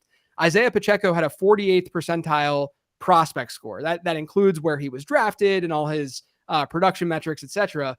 And 48th percentile is not good. I mean, guys who are that low rarely hit, right? But his draft capital percentile was in the 38th percentile. And the reason why it wasn't the first percentile or something is because there's a lot of undrafted guys that are in the model as well. And so the draft capital delta is the difference between a player's prospect score and where he was drafted. So it tells me this guy was either underrated by the NFL or he was overrated by the NFL. And Isaiah Pacheco happened to be someone who had a really big draft capital delta.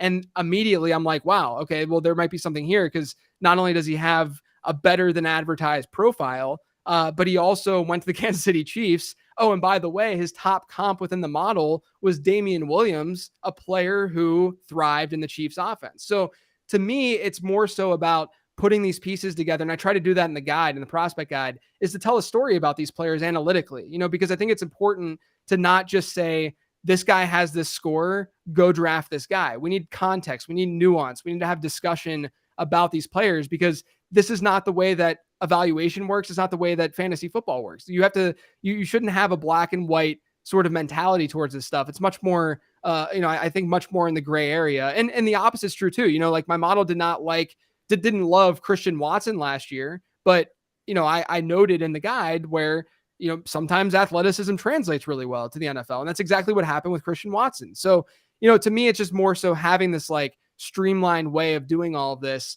And then from there, you're able to say, okay, I like this guy more than the market, go after him, attack him, you can draft him. Or, I don't like this guy as much as the market does, but if the price is there, then that's totally fine. One of the things is, as I was looking over this, the late round prospect guide, which you can get at lateround.com, the year 2 model. So this is interesting, I think, and I don't think this gets talked about enough. Can you tell us a little bit number one, why you decided to start the year 2 model and some of the stuff that you've learned from it? Yeah. So, the reason I started this, so the year 2 model essentially looks at a player after he played 1 year in the NFL, and it tries to predict how well he's going to do in year 2 and 3 in the league. So it looks at trying to predict his max PPR point per game season in one of those 2 seasons. The reason I did it was because there are so many examples throughout history where a guy either came out of nowhere, like Elijah Mitchell or someone like that, or James Robinson. They come from nowhere. Even if you liked those players, you didn't think that they were going to do what they did. Even me with Isaiah Pacheco, I never expected this from Isaiah Pacheco, and so they come from nowhere, and you're like, well, how often do those players actually continue to pan out? How often do they work out after that rookie season? So what I did was I knew I had this prospect score, and what I found was that prospect score is actually a pretty good anchor for how they're going to do when you combine that prospect score with how they performed in year 1. And then it becomes essentially a better version of the prospect score. It's a more predictive way of looking at things. Like the year 2 model at wide receiver is pretty, I won't lie, it's pretty absurd. Like the numbers, because the great thing about modeling is you can back test everything and you can see how things have performed historically. And if you date back to 2011, over 50% of the year 2 wide receivers that are in that 95th to 100th percentile range, over 50% of them give you a point per game season in year 2 or 3 of 18 plus PPR points. So a guy in that range, which Chris Olave, Garrett Wilson, Drake London, all in that range right now, a guy in that range gives you a better than 50% odds to basically be a high-end wide receiver 1 in either year 2 or year 3. And so that's the beauty of these things, is that as you move forward and you get more information about how they did in the actual NFL, you just become more accurate as a forecaster. And so you're able to utilize those numbers and really, know when to buy and sell players in Dynasty as a result. When you look at, and so now when you talk about the probability, so when you talk about the probability of a guy doing certain things in year 1 or whatever, as a rookie, is that how do you formulate your rankings based on this when you're talking about, when you're looking at a range of outcomes rather than one outcome? How do you build your rankings? Yeah, I mean, a lot more subjectively, honestly. I use the guide. I sort of list them out, the players out by their score to get a baseline. And then, as we talked about earlier, where you get into like the 3rd round and stuff, you can shoot for upside a little bit more. So what I'll generally do is the early round guys, they're pretty much going off of my model. I'm basically just throwing guys in my rankings based on what the model's saying.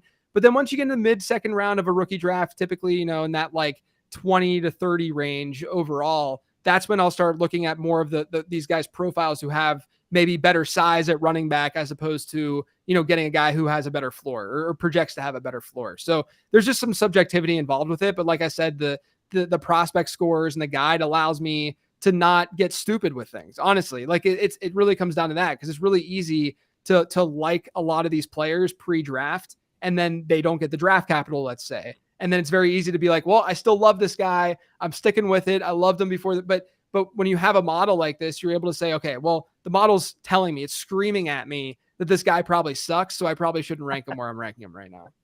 Is there anything when you, and we'll just talk strictly about running backs here, when you put together your rookie rankings, like I've talked with plenty of people who formulate their own and then they put them together, especially if they do it objectively based on a model or based on a metric or what have you. And they look at it like, wow, I didn't realize I'd have this guy this high or didn't realize I'd have this guy this low.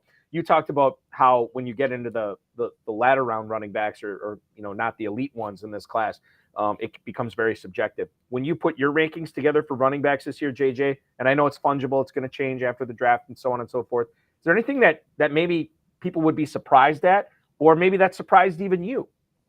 Yeah, I think that right now there's a lot of a ton of running backs who can make big leaps after the draft, just depending on where they go. Because there's a lot of guys who profile to maybe be day 3, but maybe day 2 guys. There's just a group of them, whether you're talking Izzy Abanikanda or Sean Tucker or Tank Bigsby. There's just so many of those guys that they're hard to really feel definitive with right now. The one thing I will say is draft capital is tied to this model because draft capital is an input. There's a lot of people who are like as if it's like a bad thing that I'm using draft capital, like I'm a fake analyst or something. It's like, I'm just trying to win fantasy football here, man. And draft capital is a very, very important input. You should be using it to your advantage because all you're trying to do is win fantasy. I'm not trying to GM a team. I'm not trying to find guys pre-draft that are going to dominate per se. I'm trying to win in fantasy football, and draft capital as an input is very, very important. When you add all these other things, though, you can be better than draft capital itself and have an advantage. So the one thing I will say to that point is the gap between Jahmyr Gibbs to Zach Charbonnet in the market is probably greater than what I feel, like a lot greater. If there is if the gap between those two players is not that significant from a draft capital perspective, there's a chance. I'm not saying it's going to happen because I think the market is, like I talked about earlier, from a value standpoint, still will favor Gibbs. But there's a chance I would have Charbonnet above Gibbs in my rankings. Like there's an outside chance that happens. We have not talked about Charbonnet at all this episode. And I just want to get your thoughts on it because I thought he was coming out after the 2021 season. And then he went back to school at UCLA and played there and was awesome in 2022. Is there any concern, number one, about his age coming into the NFL? And number two, I guess, like just the fact that he is not really talked about as a day 1 or even like an early day 2 guy. I guess for you to have Gibbs and Charbonnet so close together that draft capital could end up having Charbonnet as your number 2 running back. It sounds like you're really bullish on this guy.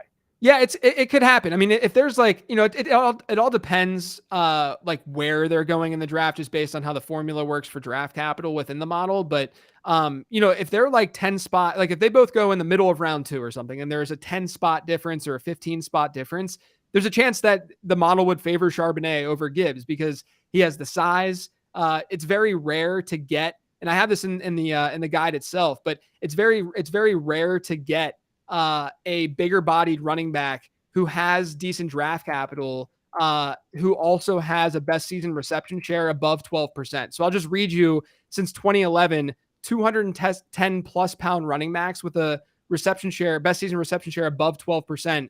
That were drafted in rounds 2 and 3. You have Le'Veon Bell, Joe Mixon, Daniel Thomas, and DeAndre Swift. So Daniel Thomas was an L, but the other 3 obviously pretty good hits. And then in the 3rd round, you have Kareem Hunt, Alvin Kamara, David Johnson, Charles Sims, DeMarco Murray, Zach Moss, Keyshawn Vaughn, Antonio Gibson, and Rashad White. All things considered, those are some really, really good running backs that are roughly comping to a guy like Charbonnet, who, if he does go in round 2 or into round 3, would basically fall in that bucket. Anytime you get a bigger body back like that, who has a receiving profile the way that Charbonnet has, it's a really good sign. And so I would rather latch onto that and look for the guy who has that true workhorse profile. Nothing against Gibbs. Like I said, I think he's still probably going to be my RB2 post draft, but I think the gap between those two guys should be a little bit lower. I think that Charbonnet should probably just get more love.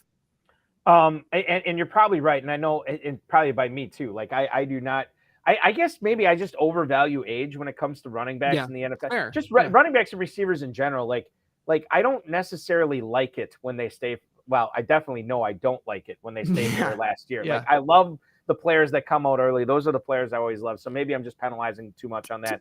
I got to do more research. Go ahead.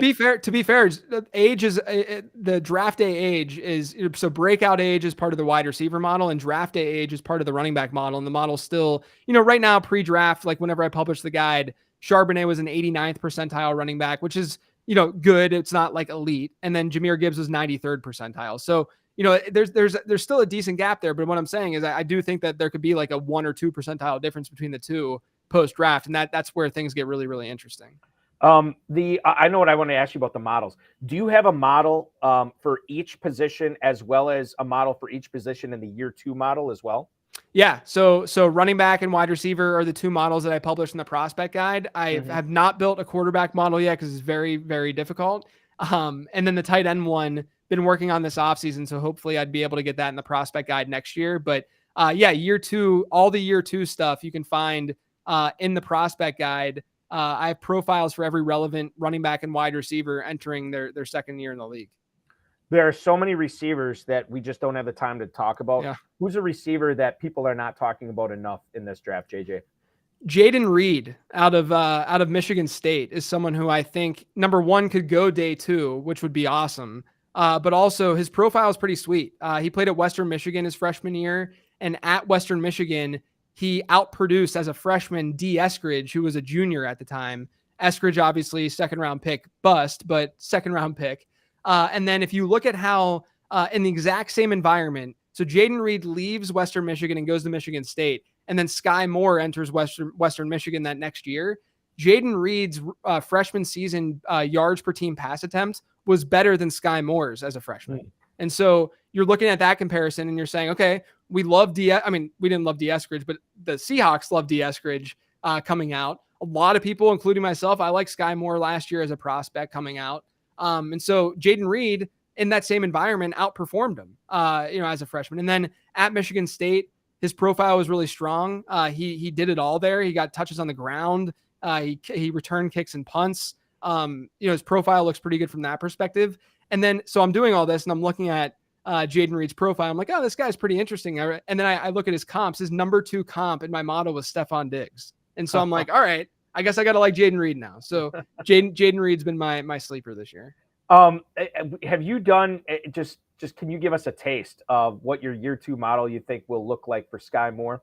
Because, and just as a preface for everybody out there, this is a player that if you were drafting in the mid to late first round in your rookie drafts, I think a lot of people, myself included, were deciding between Sky Moore and Christian Watson. One of those guys really worked out well for somebody last year in their rookie drafts, and the rest of us drafted Sky Moore. No, I'm just kidding. I took Watson in a lot of my leagues because of my Packers. But Sky Moore, I think, is an interesting guy because not only the talent and the draft capital, but that offense and the fact that Juju Smith-Schuster is out of that offense this year, and this could spell a bigger role for Sky Moore. Yeah. So, in the year 2 model, it's not even, it's not factoring in like team situation or anything like that. It's totally agnostic to that. So I can, obviously understand you can be subjective in saying like, oh, he's going to potentially play the slot role in Kansas City. That could be really, really awesome. One of the things that I do with the year 2 model is I've created what's called journey comparables. And what they are players who had a similar prospect score entering the NFL, and then they have a similar year 2 model score. So they're not necessarily the same stylistically, same size, doesn't matter. It's just how they looked in the model entering the league and then how they look after year 1 with those scores. And Sky Moore's 3 comparables and the journey comparables are Andy Isabella, DJ Chark, and Terrace Marshall. So it's not super favorable for him. He has a 77th percentile year 2 model score. And the great part is, and I have this all published in the prospect guide as well, but I can go back and look at percentile probabilities of, that sort of profile hitting, and that profile hitting, a wide receiver in that range, in that percentile range. We haven't seen any of them get to 16 plus PPR points in either year 2 or year 3 in the NFL. And only one of them have gotten above 12 plus PPR points since 2011. So it's not looking, based on this model, it's not looking great for Sky Moore. So knowing what your model says and knowing that Juju Smith-Schuster's in New England, does that mean, and I know it's very early, JJ, but does that mean, as you think about it, maybe Kadarius Toney is a Sharky pick in fantasy drafts this year?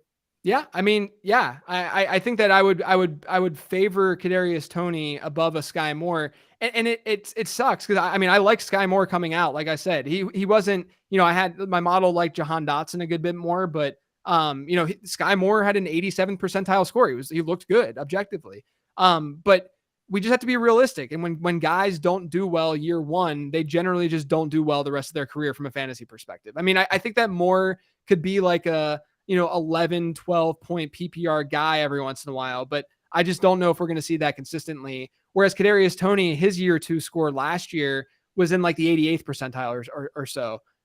So he looked better than Sky Moore did, after year one. So I'd probably, Toney obviously has his question marks with health, but if he were to stay healthy, I would definitely favor him.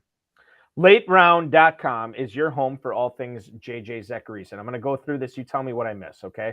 So number one, you have the Late Round podcast, obviously. During the season, you and Denny Carter, the Living the Stream podcast, obviously, which you're doing an awesome job with, and congratulations on that. LiveTheStreamFF.com there. The Patreon, you can become a Patreon at LateRound.com. We already talked about the Late Round Prospect Guide, but you have a Late Round Draft Guide coming out after the NFL Draft too, right? That's right. Yeah. So I published it last year.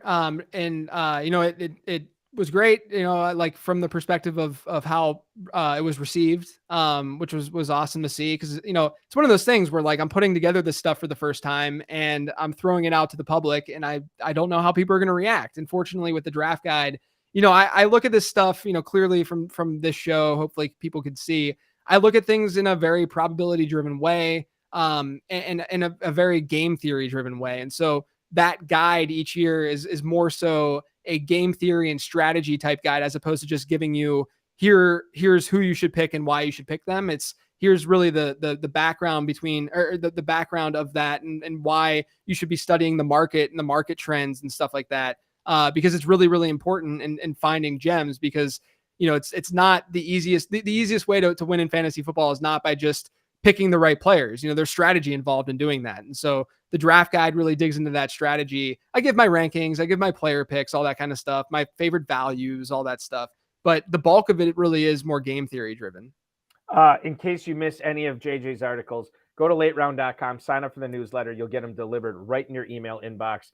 The ebook, The Late Round Quarterback, turned 10 years old last year. Ooh. You've been flourishing ever since. Congratulations, my friend.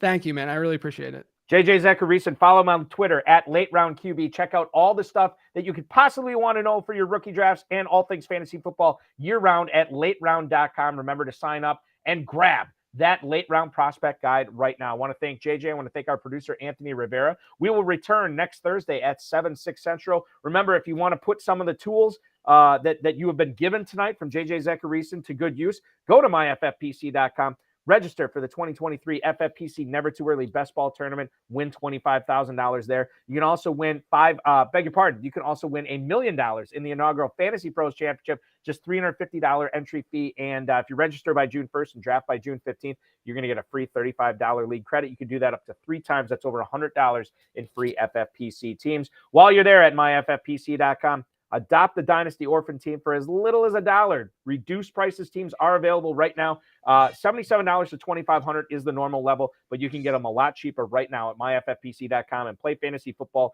year round. Also, $100 Dynasty startups. You can't go wrong. Smorgasbord of fantasy goodness at myffpc.com. Dynasty Nerds with Garrett Price is up next. I want to thank everybody for watching so much. I want to thank JJ Zachariason for being extremely gracious. And I know I'm a better fantasy player tonight, as I hope all of you are too. And we'll continue this next week. Thanks so much for watching. I appreciate you all. Have a great weekend.